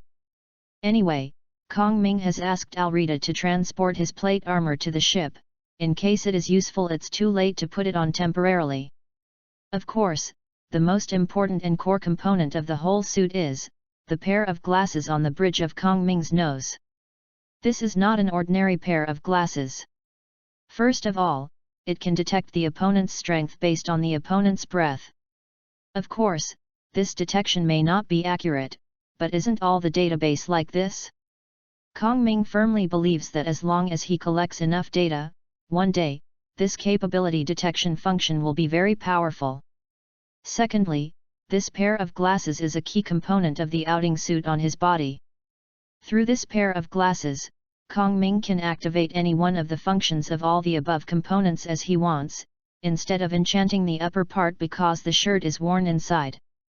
Things that cannot be activated happen. The most important thing is that this pair of glasses is also a sight. With it, Kong Ming no longer has to worry about his bullet hitting his own body. Well, Kong Ming really did his best to protect himself. No way, who made him so weak now, just a magic apprentice. If he becomes an official arcanist, then whether it is enchanting items or spell preparation, he can have a more suitable choice instead of as it is now. You can only use what you catch. In Kong Ming's view, this outing suit is really not strong. If he is allowed to return to Azeroth with such a suit, he will at most dare to single out an orc hard work. That's right, only the lowest level of orcs who work hard from Kong Ming can have confidence, but any combat class will definitely lose miserably. That's right, Kong Ming knows himself so well and knows himself so well. The port of Navia has always been a busy place. Every day during the day, there are dozens of hundreds of ships coming and going, in and out. In the docking area, every time a cargo ship has stabilized, a large number of people carrying a living on the dock swarm up and start a day of life in a hurry. Let me check. At this time, in the corner of the docking area, well-dressed Kong Ming, with the second cargo, Alrita, was checking his inventory in the warehouse of his flagship Egwin. 10 boxes of lightning grenades. Okay, 10 boxes of lightning grenades. Yelita changed into a captain's hat, holding the freight bill in her hand and a pen in the other hand, drawing a sketch on the list. Automatically triggered lightning traps, 10 boxes. Okay, lightning traps. Boss, the list says lightning traps should be 5 boxes. This is an automatically triggered lightning trap. The 5 boxes you mentioned are remotely or manually triggered lightning traps. Oh. I found it, lightning traps, 15 boxes. Alrita swipes the lightning trap and ticked off the lightning trap. You made a wrong hook. Those 15 boxes of lightning traps are accessories. Oh. Frozen trap with accessories, 10 boxes. Frozen trap, 10 boxes. With accessories. Bring accessories, 10 boxes. Boss, there is no such thing as accessories on the list. After loading magic firearms, 150 shots, bullets, 20 boxes. Magic guns. Boss, aren't the guns on the wall of the arsenal? When did you put those guns in the box? This is a spare gun, then click. Oh. Portable magic artillery, 10. I see, this is a spare gun, right, boss? This is my special weapon. You don't need to put it here. You will find a few people to bring me these 10 boxes to the captain's room and put them against the wall. No problem, boss. Fresh water, 30 barrels. Kimchi, 10 barrels. Cheese, 10 boxes. Salted fish and bacon, 20 boxes. Okay, 30 fresh water, kimchi, cheese, 10, salted fish and bacon, 20, Alrita made the last entry on the freight bill. Boss, the inventory is complete, all the goods they have all been put on the ship and everything is ready. Go when you're ready. Are you still waiting for me to command you? Okay, boss, Alrita waved confidently, I will arrange the anchor and set off immediately, so don't worry. Everything is under control. Where have you got it? Didn't I tell you? First find someone for me to move my portable artillery to the captain's room. Oh. That's right, although it has been several years since he came to this world known as the King of Sailing, in fact, Kong Ming is still in a state of knowing how to sail. It is incomparable with most seafarers, but it is definitely better than the future One Piece Lu Fei. At least Kong Ming can recognize all the facilities on the ship. In terms of navigation, whether it is the second cargo, Yolita, or the cold black cat Chloe, is better than Kong Ming, and still a lot stronger. After all, in the original history, these two were both pirate captains who went out to sea on their own and could also get bounty. And Black Cat Crow is also the great pirate of 16 million Pele. Although Alrita does not offer high rewards, she has a lot of roles and is a well-known supporting role. But Crow, the cat, is too cold, and it is meaningless to bring him around, and second is to delay talents, so now Kong Ming's own flagship Iguan has basically become the ship of the second cargo Yalrita. The Iguan is a new ship that Kong Ming made for himself after he made money in the first year of the Azeroth Chamber of Commerce, and it took less than 1.5 years to go to sea. The ship drawing was found in a memo about the Storm Song family in the Kingdom of Kol Tiras that Kong Ming found in the library in Karajan. The books in the Karajan library are really diverse. You can find any strange books. Kong Ming even found a set of 12 tear-jerking romance novels series in it. Kong Ming also reviewed it with a critical eye and found that the version of this set of romance novels should be relatively early, at least not the same as what he found in the game. Because the protagonist of this book is not the Paladin Marcus, but the Berserker Harrington. Of course, in terms of the breadth of this hobby, there is not much difference between the two, such as Tauren, Naga, Goblin. Of course, there are still small differences, such as the 10 of Harrington. There are no Drania in the two books. Therefore, Karazhan's library is definitely a treasure house that can be continuously explored. For example, Kong Ming dug into this treasure house a manuscript note on how soldiers exercise their bodies and inspire anger to form special attacks, then translated it and gave it to Yolita. After more than a year of training, Yalrita now feels very good about herself. No matter how big the reward is, the pirates want to take out a big iron rod to practice with them. In contrast, Crow's understanding of the stalker's tips seems to be a little worse, but is it true? Kong Ming didn't know either. After all, the cold black cat Chloe didn't like to show all his progress. Therefore, the Iguan is not the same as most of the heavy ships in the world. Chapter 8, King Ben Beauties, Why Commit a Second? At the beginning, Kong Ming was also worried about whether the Iguan's ship would be incompatible with the world, but whether it's Alrita or Chloe, even the best boatman in the Scandinavian kingdom in the East China Sea. Newell and Nujianu, the boatman of Black Cat Crow, praised this type of ship, saying that it is definitely a very good ship. Kong Ming also let go of his heart. After all, in this respect, people are professional.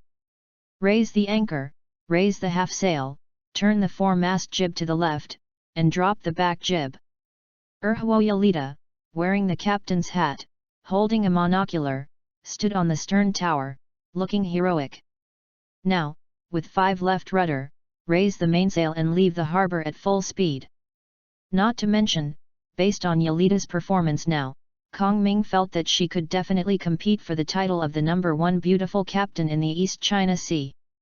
Little ones, just when Kong Ming felt that Alrita, who was working hard, was still very reliable, he saw Alrita standing on the stern tower, step forward, and with a brushing sound, he pulled out from behind.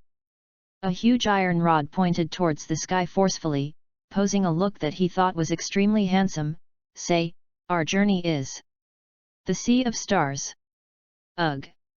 King Ben Beauties, why commit a second? Facts have proved that Alrita is 2 and 2, and the navigation skills are still good. In addition, although Kong Ming does not know how to sail, he evaluates the weather conditions, seeks good luck and avoids evil, calculates the current flow, and makes a personal calculator. He still has no problem with things like that, so the road from Navia City to Jeonju Island is still very peaceful. Yes, it was very peaceful, and I encountered 3 waves of pirates. Then there were 2 waves of pirates, although the ships were within the range of the Iguan, but they probably did not attack when they saw the merchant ship. Then Kong Ming thought about it and changed it to a pirate flag, so the 3rd wave of pirates finally came to rob them. Kong Ming did it himself, and when the artillery went up, the other party picked up the white flag, and also let the 2nd cargo Yalita, who was planning to take people to fight the battle, unhappy for several hours. As a humanoid calculator that can take into account the amount of gunpowder loaded, the friction between the shell and the barrel, the wind direction, the sun, and even the acceleration of gravity and the gravity of the moon when calculating the trajectory, Kong Ming can say without humility, "Fight, everyone in the East China Sea is all rubbish." In trajectory calculation, no pirate or navy can compare with Kong Ming.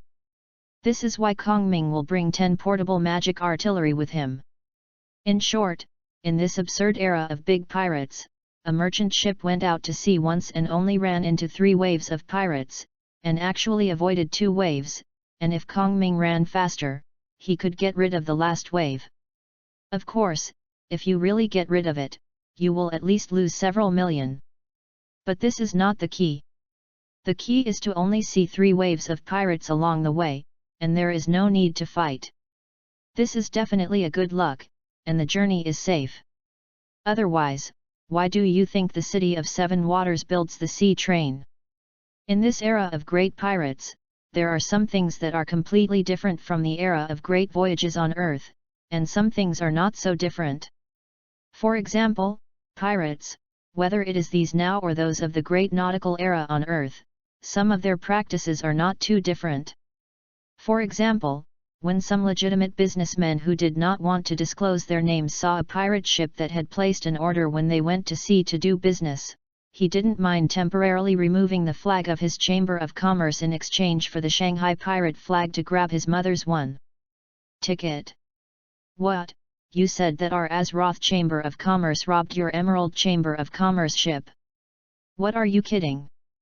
My Donghai great good person will do this kind of thing and say, "What evidence do you have?" Think about it, even a conscientious businessman who claims to be a great benefactor of the East China Sea who does not want to disclose his name can do this kind of thing. What do you think other profiteers would do at sea? In this age, any ship without a navy flag is a potential pirate ship, and even a ship with a navy flag cannot guarantee that it is not a pirate ship. Yalrita, do you look at the pirate ship? Kong Ming stood on the bow, staring, his glasses shining slightly blue. Oh! It looks like a pirate ship, but in fact it is a merchant ship of the Hongyi Chamber of Commerce. Look at the merchant ship of the Emerald Chamber of Commerce. Oh! Kong Ming pushed his glasses, cold light shone, it looks like a merchant ship, but in fact it is a pirate ship. How did you know, boss? Alrita did not look up. Miamiya 8. Could it be said that there is an eagle eye technique attached to my glasses? Do I have to tell you? That's it. Alrita was standing on the bow, holding a nautical chart in one hand and a telescope in the other, looking at the thick dark clouds in the distance, like black mountains. Batair and the others encountered the storm here, that is to say, the island of Zhen Beast you want to go to, boss, is under the rain cloud. No wonder this place is so hard to find. Kong Ming activated the eagle eye technique on his glasses again. Yes, in the middle of the storm, there is indeed a vaguely small island. It seems that it is because of this piece of land. The relationship between rain and clouds, so even the ships passing by here occasionally all bypassed. So next we are going to rush into this storm and find that island, right? Alrita rolled the nautical chart in her hand and stuffed it into her chest. Then I have to prepare now, our sail may be too much. With that, Alrita turned around and issued an order to the sailors who were encircling the deck. Where are you still doing what? Didn't you see that we were going into the storm? Quickly let me loose the sails and set the triangle head, pull the sail down for me. Following the voice, the sailors below immediately dispersed and began to act. No, there are still too many sails. Now put down the mainsail for me. Just as the mainsail fell off the mast, the Egwin had already rushed into the middle of the storm. The weather in this world is really... Kong Ming held his glasses with his hand, opened a mana shield, then looked up at the thick dark clouds that seemed to be smashed down, and the flashing lightning in the clouds, and then turned back. Looking at the calm and sunny sea 100 meters away, it's too unscientific, but it seems very magical. This is a good sign. Little ones, lower the top sail for me, and adjust the tail sail to 30 degrees. Alrita, who had already run back to the stern tower at this time, had already pulled out her big iron rod again and waved it in her hand. Everyone, tie yourself to the boat, a big wave is about to come. Before Alrita could finish shouting, behind the Egwin, a large wave of more than 20 meters high had already risen, and the boat facing Kong Ming and the others crashed down. I'm sorry, the things on this boat are quite expensive. When seeing the big waves rising, Kong Ming had calmly pressed his hand on a crystal ball under the bow of the boat. Don't say falling into the sea, just you put some water in my box, and I have suffered a lot from it. Following Kong Ming's words, a blue light suddenly lit up in the middle of the Egwin, and then the light began to grow rapidly, and finally turned into a large bubble that wrapped the entire hull. Although this bubble looks trembling and it seems to be broken at the touch of a touch, it is actually exceptionally tough. The seemingly mighty 20-meter high wave carries everything to destroy it. After the momentum came down, he couldn't even smash the bubbles into some ripples, so he slid down the bubbles. What's this? Boss. I don't know when. Irita, the second product, has already ran to Kong Ming's side, poking the blue bubble with a big iron rod. Looks, and the coating thing in the Chambord Islands is a bit like HA. On the vast sea, the squally wind gathers dark clouds, between the dark clouds and the sea. A ship encased in a big bubble is walking through the waves unharmed. Around the ship, flashes of lightning flashes with teeth and claws. On this bubble ship, a second cargo is happy. Yelled cheerfully, let the storm come harder. Are you a spy sent by Tempest? We are tossing our magic shield together inside and out. Kong Ming looked at the ill-fated Yerida with an iron rod and poking bubbles in it. It looked like... Should you not give me a good boat now? Don't worry, boss, everything is under control. Not only did Irita not stop poking, but she also became more vigorous and started to smash the bubble with an iron rod to test the strength. Stop playing, put the stick down. A flash of lightning flashed, and a cold light flashed on the lens. Go and work for me.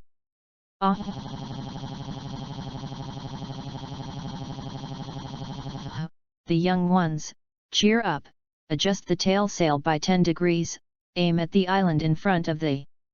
After the field test of this storm, Kong Ming found that he enlarged the grounded ion shield in engineering, and then used the increased energy supply to form the marine ion shield, which is still very good. At least it performed well in the middle of the storm. Although it was said that it was raining heavily outside, there was no wind in the ion shield, and the crew even had time to gather around the side of the ship to watch the scenery. Yes, there are no shortcomings other than a bit too energy intensive. Okay. If this thing is modified a bit, it can be considered as another leading product of the Azeroth Chamber of Commerce. That's right, Kong Ming's Azeroth Chamber of Commerce mainly deals in specialty products that Kong Ming has produced through alchemy and engineering. For example, the main focus of the Chamber of Commerce is to prevent and treat scurvy. After all, in this sea-based world, what really troubles these pirates is not the navy, but scurvy. Of course, scurvy is not as terrible in this world as it was in the great nautical era on Earth, because this world has already discovered that scurvy is caused by the lack of nutrients in vegetables and fruits. This is why after Nami got on Luffy's ship, she also transplanted an orange tree. But most of the pirates are actually illiterate. They can neither have a complete nutritional supply like the navy, nor can they be lucky enough to have an understanding of the causes of scurvy like Nami and Sanji, and they can also adopt relative measures. Personnel with corresponding methods for prevention and treatment. They didn't even have a navigator, nor did they have any ambitions. They planned to find some One Piece's secret treasure. They might live by looting merchant ships and coastal villages in the seas they were familiar with. But this kind of person's ability to resist risks is also very low. A sudden storm may cause them to lose their course, and then drift on the sea for a few months. They can't find any land except desert islands. Finally, they suffer from scurvy. It broke out and died in large numbers. Therefore, the special medicines made by Kong Ming, or vitamin tablets, sell very well. But if you want to say that the biggest buyer of Kong Ming's vitamin tablets, you don't believe it, it is a country that does not go to sea at all. That's right, this country is the kingdom on the bridge in the East China Sea, Tequila Wolf. This is because all the people who live on the bridge are constantly repairing the bridge every day. It has been repaired for 700 years, but the progress of all the repairs will have to be at least another 10 or 700 years. The country has no land and crops at all, and all food is required. It is transported from other places, so the citizens of this country, especially the people working at the bottom, are seriously deficient in vitamins. From time to time, scurvy spreads among these people. The cost of delivering fresh vegetables and fruits to these people is too high, so when Kong Ming's vitamin tablets came out, they immediately aroused the love of the suppliers who supply the country with Donghai. I still needed to find a way to give these guys green vegetables and fruits, but now I don't need it at all. Just give these untouchables a special medicine every 3 to 5 to replenish calcium. To be honest, this is something Kong Ming hadn't thought of at all. But this is a good thing, after all, after having Kong Ming's special medicine, Tequila Wolf has almost never had scurvy again. After the ship approached Jeonju Island, Kong Ming was already certain that the storm around Jeonju Island must not have formed naturally. It is very likely that it was the Great Kingdom that did genetic experiments on Jeonju Island in order to avoid waiting for people. This disrupted their research and deliberately modified the surrounding weather. Otherwise, Kong Ming really couldn't explain why the rain stopped when his boat drove to Jeonju Island in the middle of the storm. In other words, this storm will not go anywhere, just stop in the waters around Jeonju Island, and the wind will not blow away. Moreover, the wind and sunshine on the island have not been affected at all. If this kind of thing is not artificial, it can only be said that the of One Piece world is really too idle.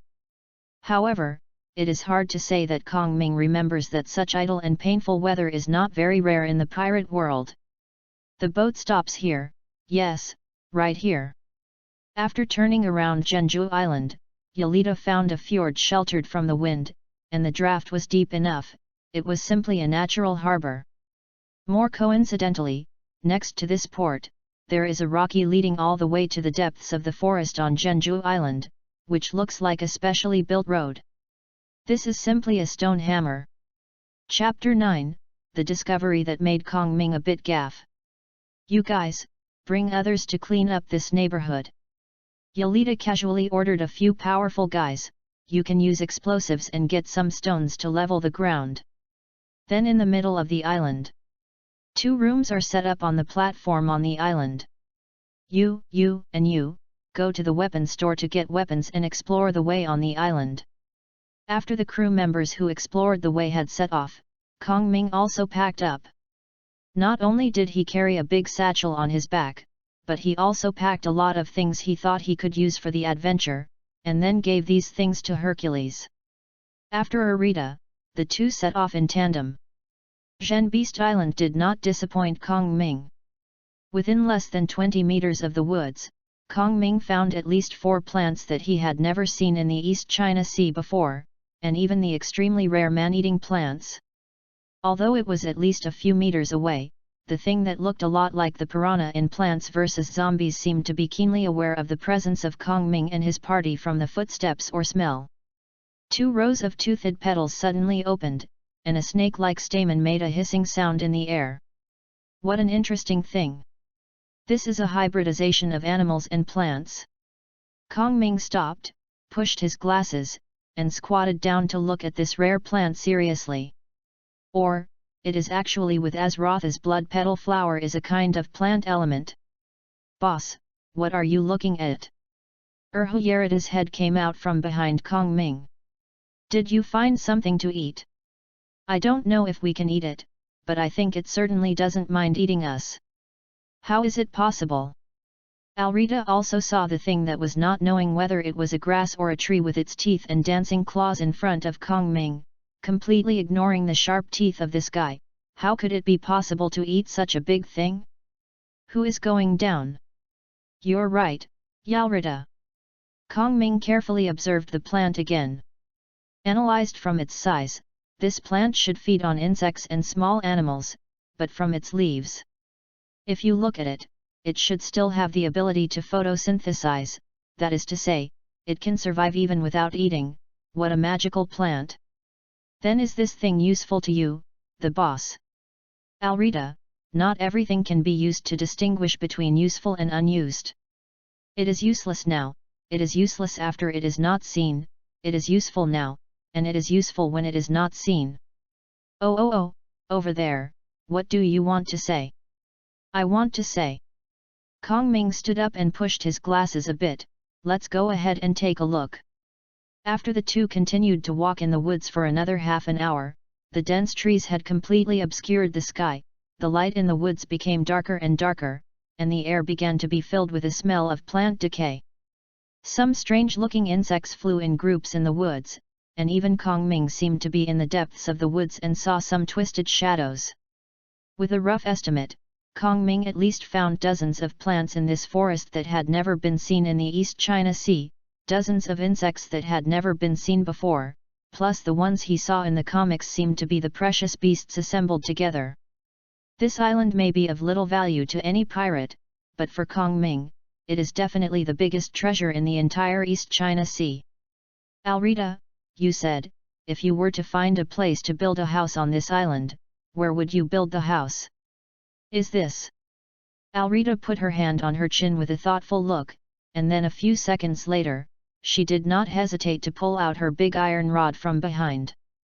The corners of Kong Ming's mouth twitched, and he took 2 steps back quietly, held his glasses, and opened the magic shield on his body. After thinking about it, he took another 2 steps. 1, 2, 3, let you go. As she said, Yalrita threw her iron rod into the air. After the iron rod tumbled a few times in the air, it hit the ground with a bang. I don't know if it was an illusion. Kong Ming always felt that when the iron rod fell on the ground of the entire Jeonju island trembled. Let's take a look. Yalita looked at the direction pointed by the iron rod. My house was decided to be built, by the way, where is it? As he said, Yalita used her finger. A lone stone peak leaked out to the other side of the forest. It was built on the mountain of that mountain. Are you sure you want to build the house on the top of this mountain? Kong Ming seriously looked at the lonely mountain with cliffs on all sides, pushed his glasses, and asked seriously, then how do you plan to go up? Oh. How on earth are you going to go up? I don't understand. Actually, I'm still thinking about this. Speaking to the second goods, Yalrita, was such a pleasant surprise. Kong Ming walked towards the stone mountain with Alrita, while skillfully changing the subject. I suspect that these plants and animals on this island may not be the result of natural reproduction. I said, Alrita, you are there. Listen. Boss, I feel as if something is watching us. Alrita answered the question, looking around with alert, but it's strange, no one can be found. What? This is still a question. It must be the one that Luffy and the others encountered when they went to sea in the original history. They fell into the treasure chest and couldn't get out. However, because the anime of One Piece was watched too early, now Kong Ming can't remember this total. What is the name of the supporting role in one episode? I really want to be blind or blind. Mundo, no, I don't seem to know where the string went. Manga. This looks like a person in the pirate world, but he seems to be a navy. Well, it doesn't matter, he is a weak force anyway, no matter what his name is, it doesn't matter, it doesn't matter. However, it's gratifying that after Alrida's warrior training in Azeroth, not only her strength has increased, but her intuition has also become a lot sharper.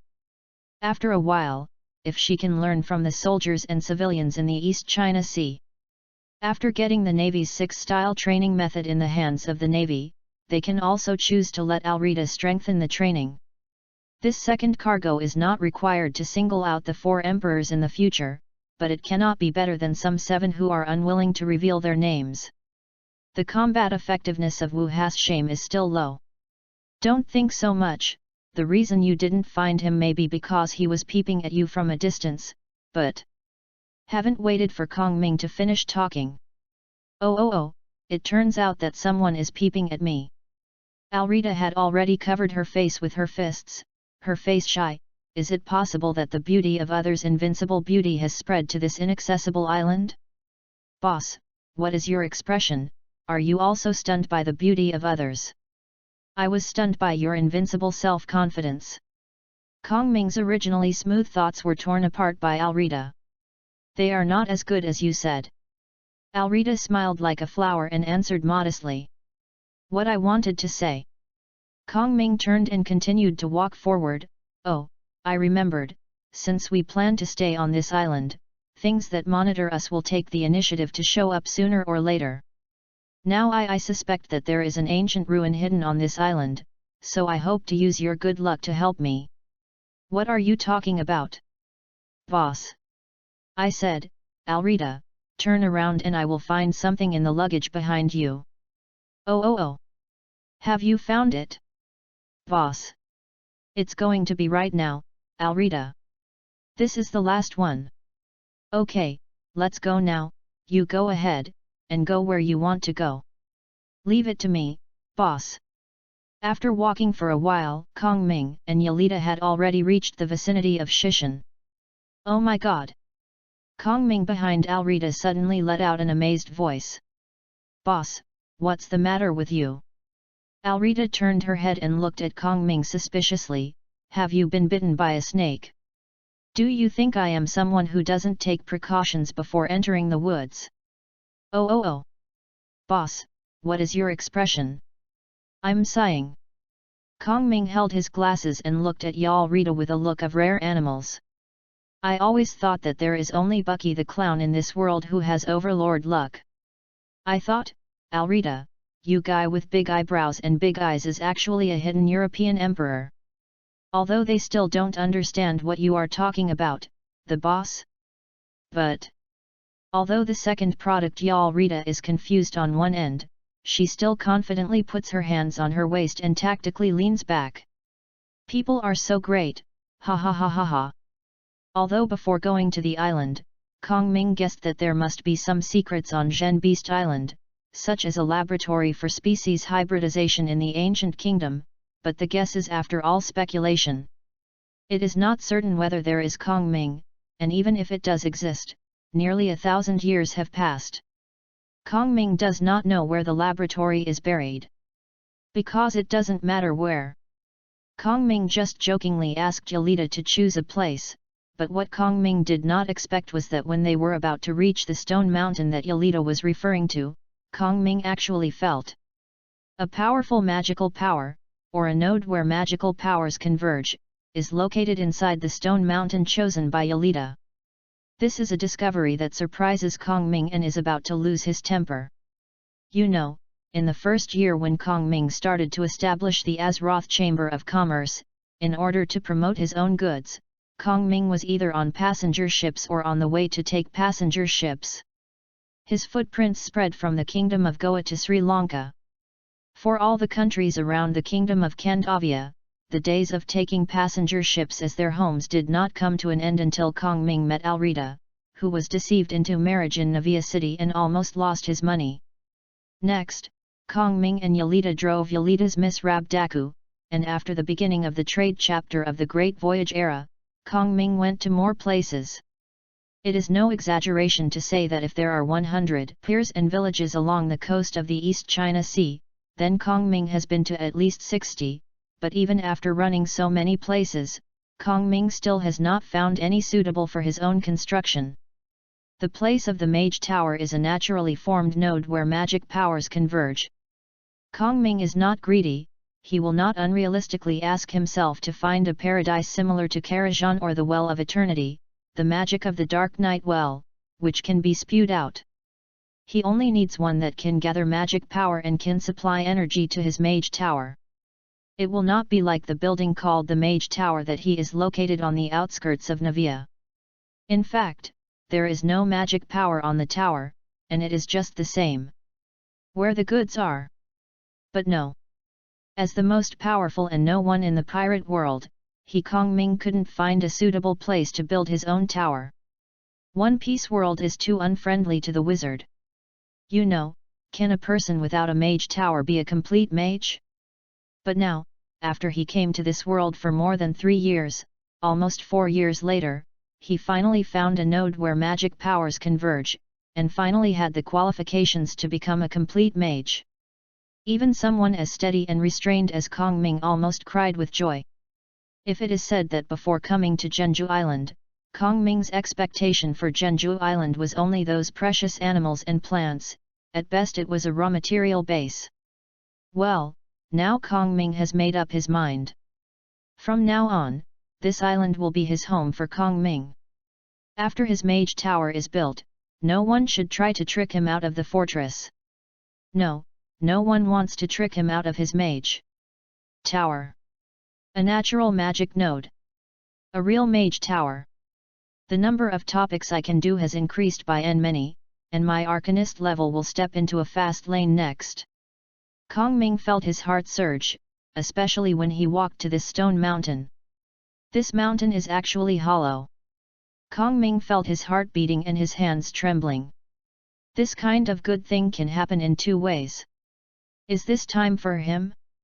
Just when Kong Ming was standing in front of the hollow rock mountain, his heart was surging, and he couldn't be on his own. On another high cliff about 2 kilometers away from him, a small figure was watching with a hateful look. Hold him! Sure enough, this group of greedy pirates came for the treasure I have guarded for 10 years, unforgivable. The figure trembled because of anger. Come with me, brothers, let's go and scare these guys who covet our treasure. A lot of weird animals started to move towards Kong Ming's position under the agitation of this black shadow. Chapter 10, Boss, it's wrong to throw traps everywhere. Alrita. What is it, boss? Take me a shot and let me see if I am dreaming. No problem, boss. Wait, let you shoot me, what are you doing with the stick? Do you want to murder me? Kong Ming, who was in a bright mood like the sun, encountered a large black cloud like this, still holding a mace. Kong Ming, who felt that his swelling was about to float, immediately regained his steady nature. Alrita, I don't need your help anymore, let's put down the stick first, and say something if you have something to say. The so-called good deeds doubled refers to the current situation. When Kong Ming used his pitiful mental power to penetrate the rock mountain in front of him, he discovered that it was actually empty, and according to the results of Kong Ming's detection. Judging from it, the passages in the stone mountain are very regular, that is to say, the passages inside were dug by humans. Simply put, this stone mountain is actually a relic left over from ancient times. The door, where is the door? Kong Ming started to circle around the stone mountain in a posture almost sticking his head to the stone wall. It's not here, it's not here. Boss, what are you doing? Seeing Kong Ming wandering around the rocky mountain like a gecko, the lively and curious Alrita also came over. Could this be the one you said when you told me the story? Kind of gecko swimming wall skills.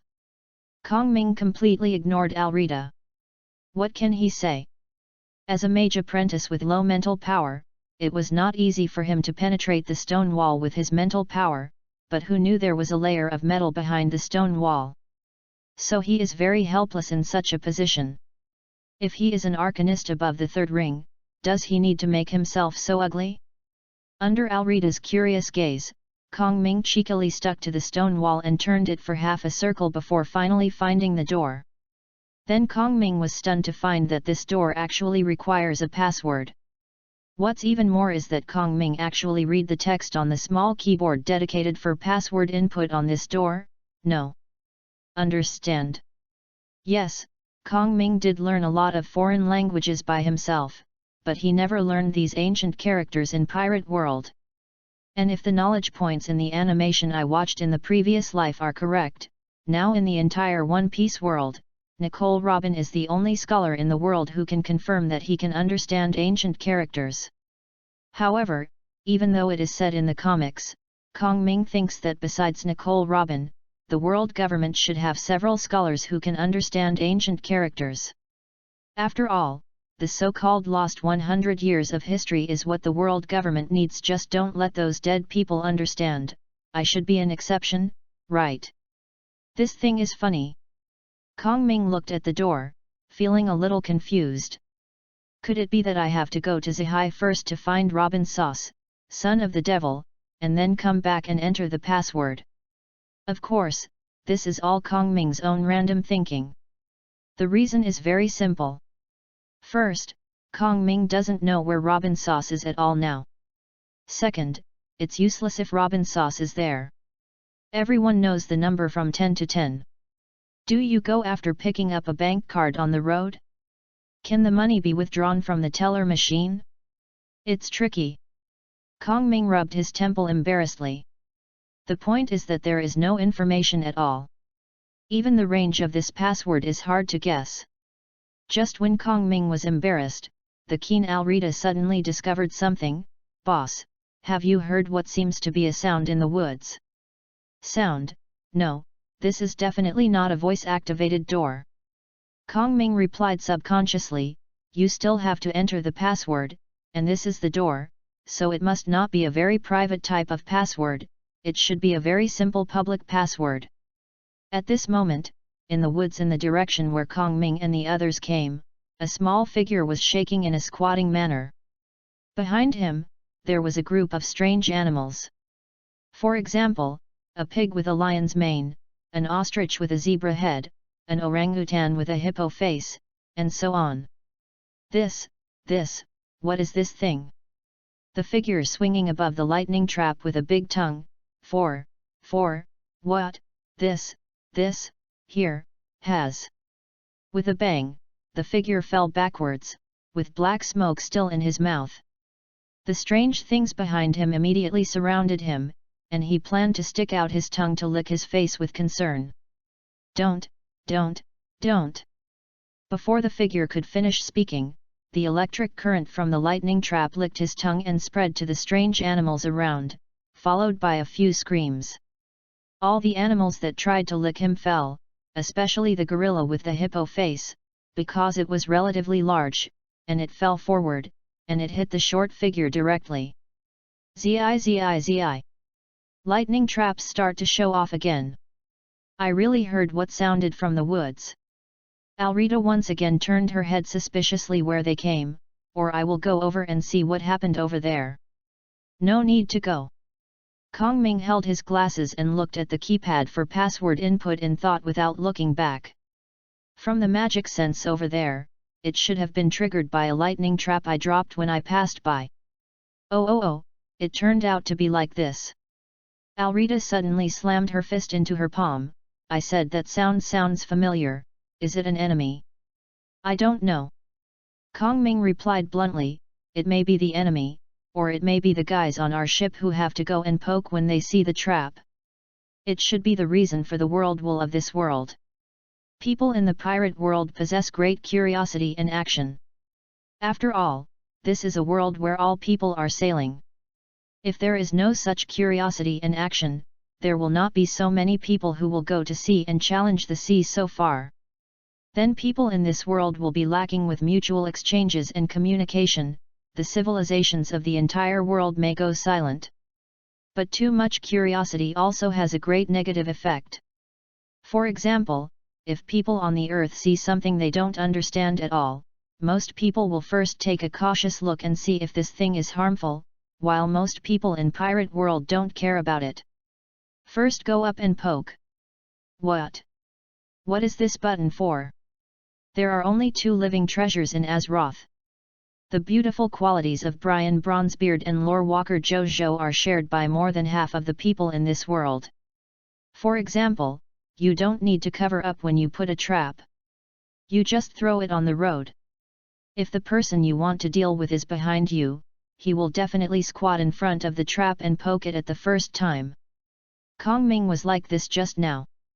As he walked all the way, he lost a few lightning traps in the woods by the way. Kong Ming dared to swear to the sky that those traps were absolutely not disguised, they were just there.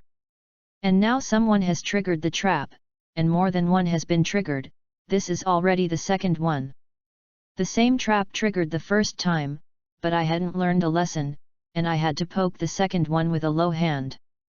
How hard is such a person? Kong Ming didn't know who triggered his trap, whether it was his crew or the guy on the island called Meng or Meng. But it doesn't matter who it is. Anyway, he knows the traps he has thrown, and he must be dead.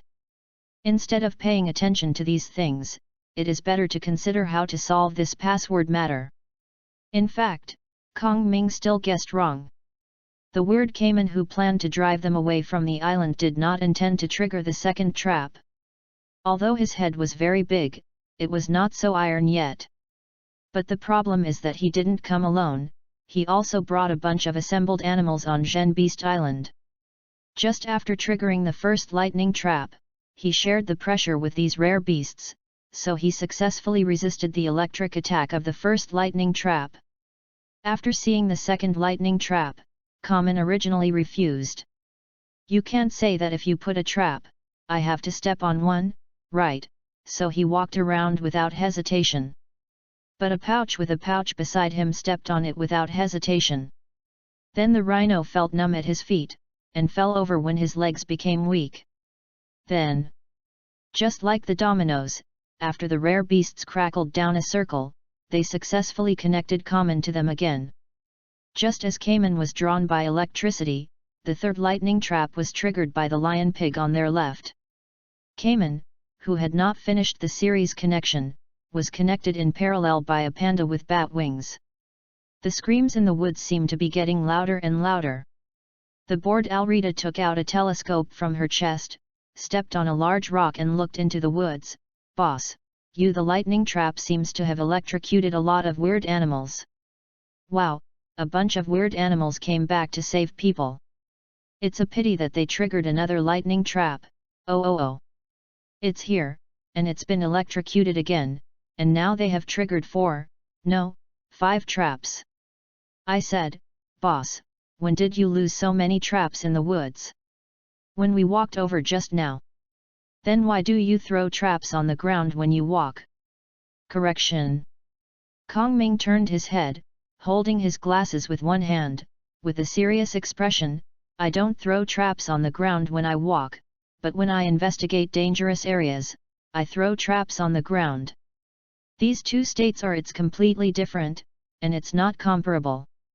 For example, when I walk in the Iguan or the Mage Tower, I never throw traps on the ground. Oh.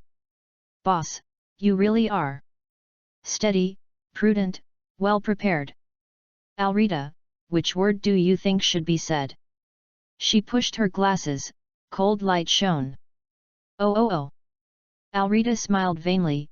Boss, aren't you planning to study those animals? Right now, you just happen to have a lot of electricity down, or I will help you get these animals grab it.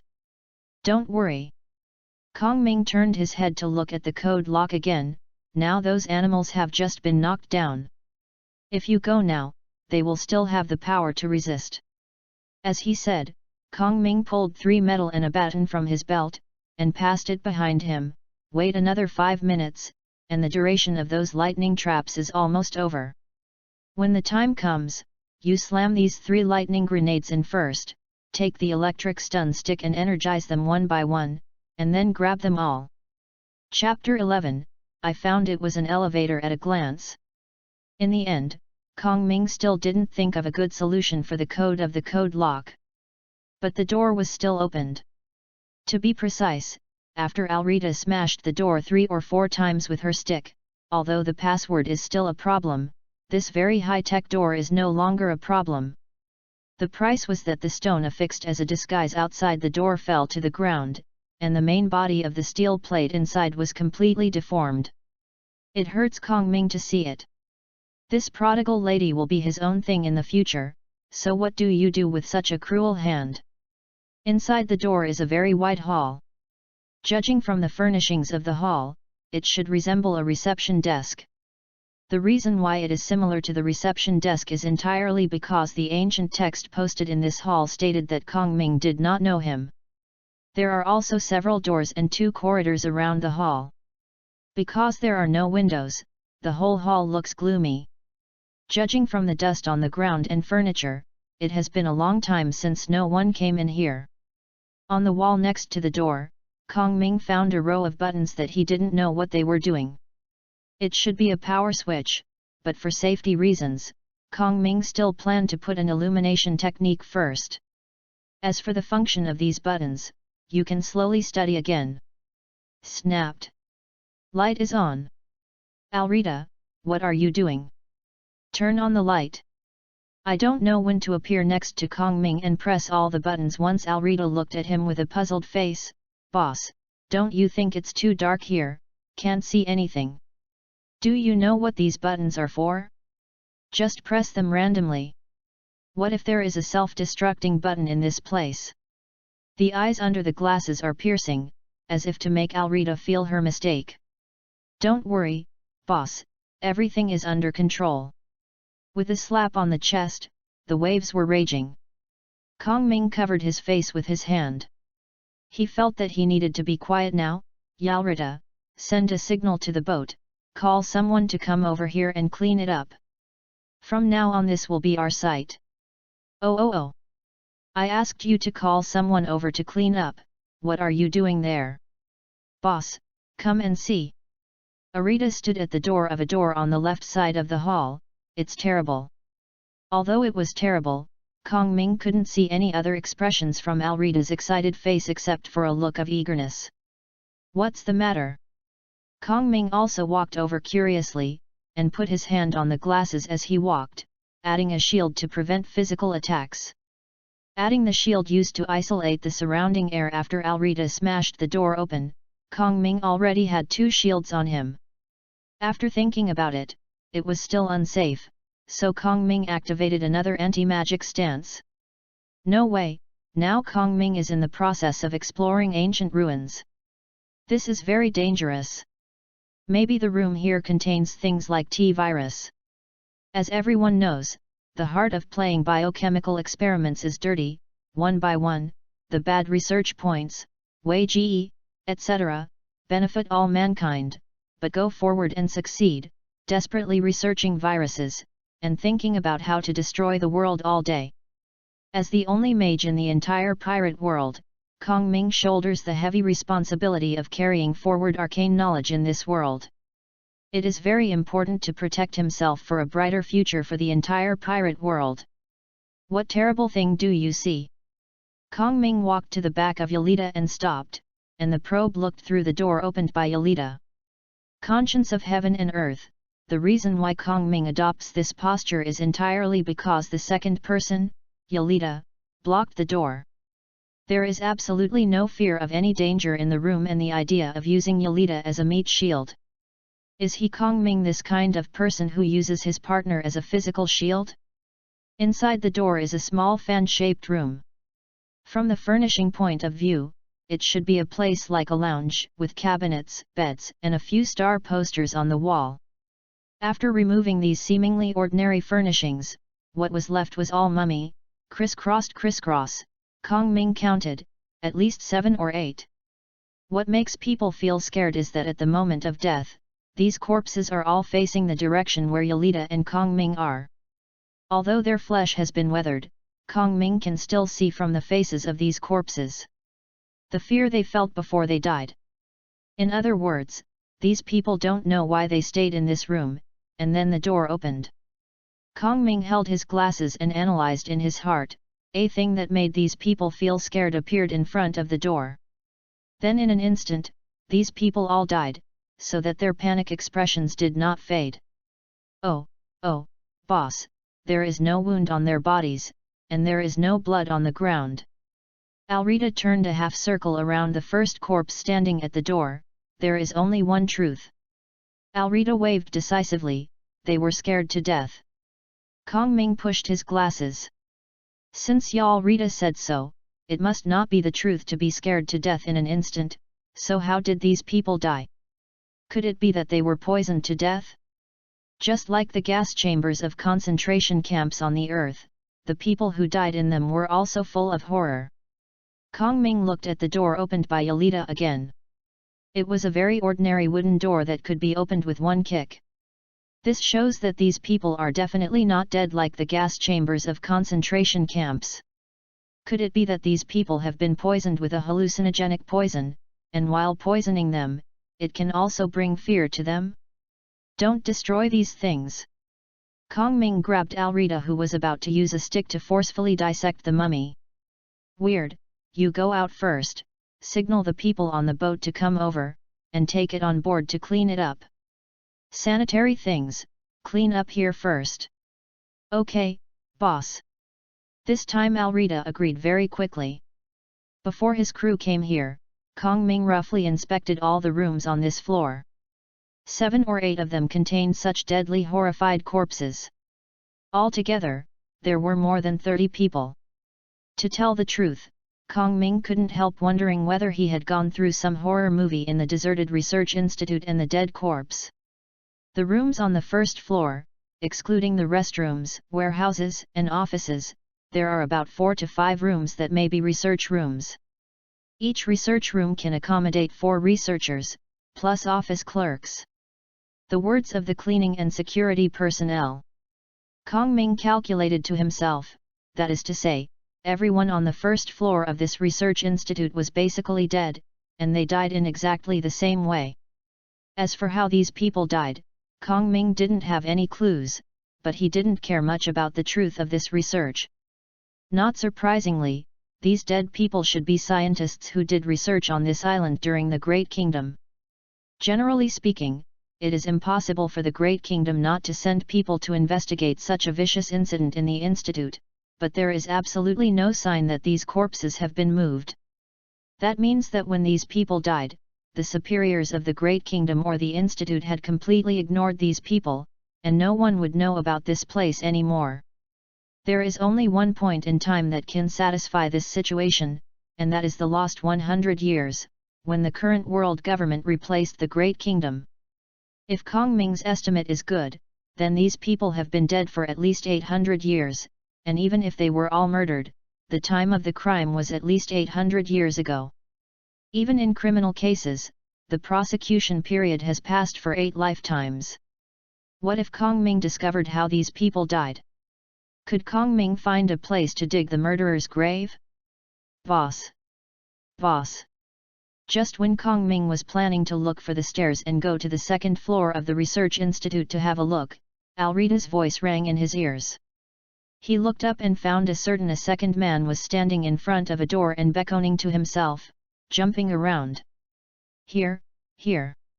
Every time I see such a lively Alrita, Kong Ming always feels that she is actually not suitable for eating slippery fruits. The animal is the fruit of the dog, and the husky form is more suitable for her, at least more suitable for her now. But I can't tell, the current Alrita is already very lively. If you add a husky fruit, Kong Ming is worried that this second product will not open the door and replace the load-bearing wall, and he can't say when he will die. It's unclear. Ugh. Keeping such a guy with me has always been a contribution to the entire East China Sea. What did you find again? Kong Ming walked to Alrita's side and pushed the glasses with his hand. Look, boss. Alrita slapped the door in front of her twice with her hand in a gesture of offering a treasure. I slap so hard, this door can't be opened, right? Make you a magic? Oh, how did it turn on? Because I saw the button to open the door. Kong Ming knocked on the side of the door. Oh. Boss, you are really keen, you discovered this little secret so soon.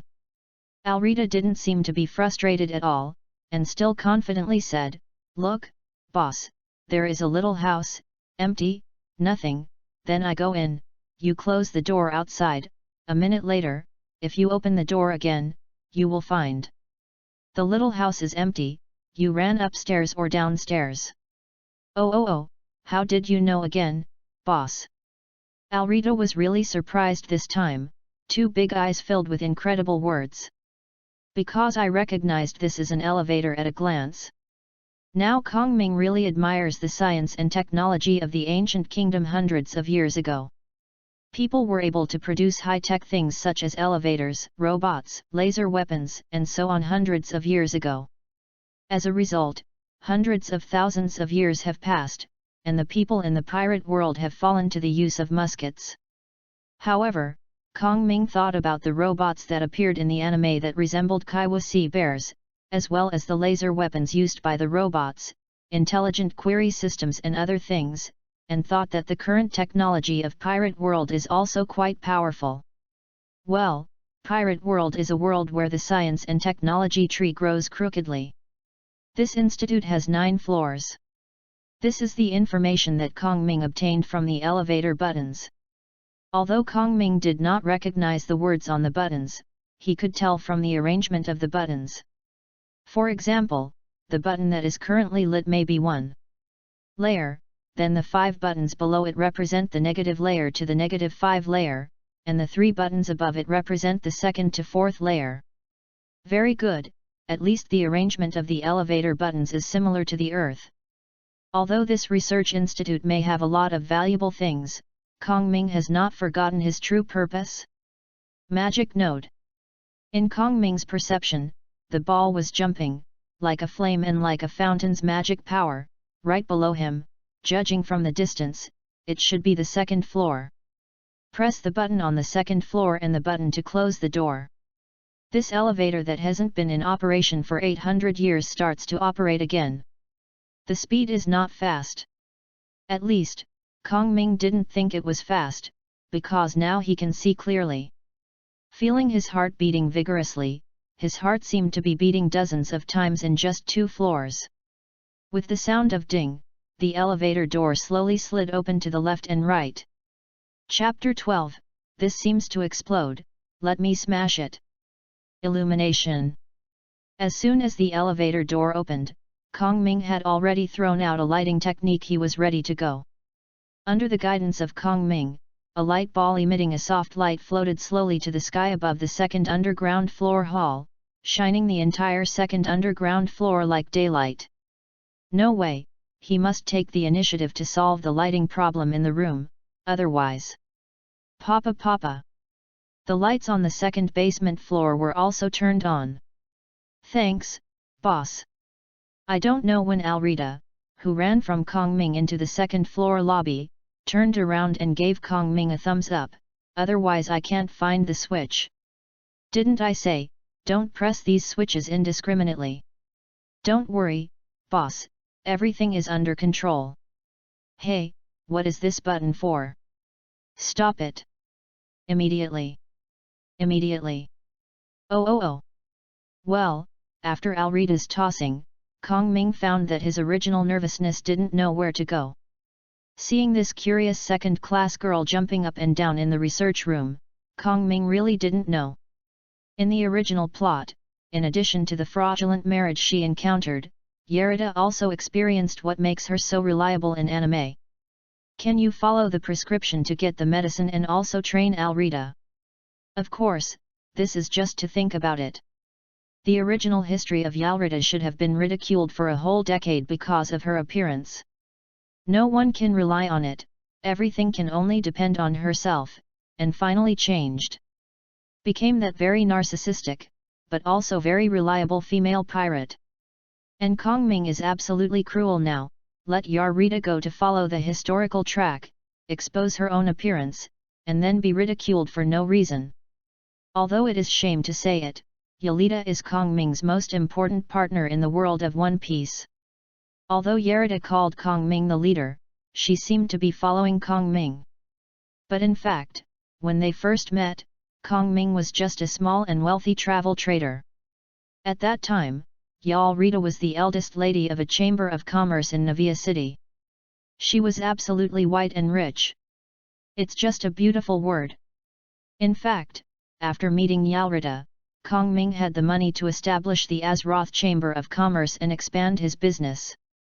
Even when the entire Azeroth Chamber of Commerce was first developed, Yarita took the initiative to set sail, and accompanied Kongming to drift and struggle in the East China Sea. It can be said that without Yarita, there would be no Azeroth Chamber of Commerce. As for Kongming's initial contribution to the Azeroth Chamber of Commerce, in addition to the millions of Pele's funds he saved in 1 year of business, there is only one piece left from Karajan, which can make people become a superior. The deceitful orb of the elves is nothing more than. Of course, Kongming used this gem to directly squeeze all of Yarita's deposits, the ship sailor, and incidentally, the fact that Yarita owed astronomical foreign debts is nothing, it is not worth mentioning. Not worth mentioning. But now for Yarita, astronomical foreign debt is no longer a problem. At the beginning, Yarita was very worried about her debts, and even tried to pay off her debts after a while. But I don't know since when, she was completely dead pig. She was not afraid of boiling water. She should eat, drink, spend a lot of money on clothes, spend a lot of money on cosmetics, and ask Kongming if she doesn't have enough money. Deducting wages from accounts, showcasing the heroic qualities of money or not. It made Kongming not even interested in deducting money. This thing is suspicious. Boss. Kongming didn't pay attention. Yarita had already appeared next to a circular table in the middle of the hall, not knowing when he pulled out her big iron rod again. Intuition tells me, this thing is very dangerous, maybe it will explode or something, or let's smash it. Why can you just say that you want to smash something that can explode? Kongming put his face in his hand and sighed up to the sky. Now, immediately, put down your stick and don't touch that thing. Yes, yes, don't touch a button, just raise your hands like that, and then take 3 steps back. I said 3 steps, not 2 steps, please stay away from that circle. Kongming finally breathed a sigh of relief after seeing Yarita raising her hands obediently and leaving the circle. Kongming was not making a fuss. In fact, Yarita's intuition was not wrong at all. The ring seemed to be a control platform, and there were many buttons and joysticks on it, but this was just a superficial appearance. In Kongming's perception of spiritual power, the center of the circle, as if there is nothing, is a flowing flame, beating non-stop. With every beating of it, the surging magic power is there. The middle of the ring fluctuates like a tide. It's unbelievable. All this in front of him made Kongming amazed.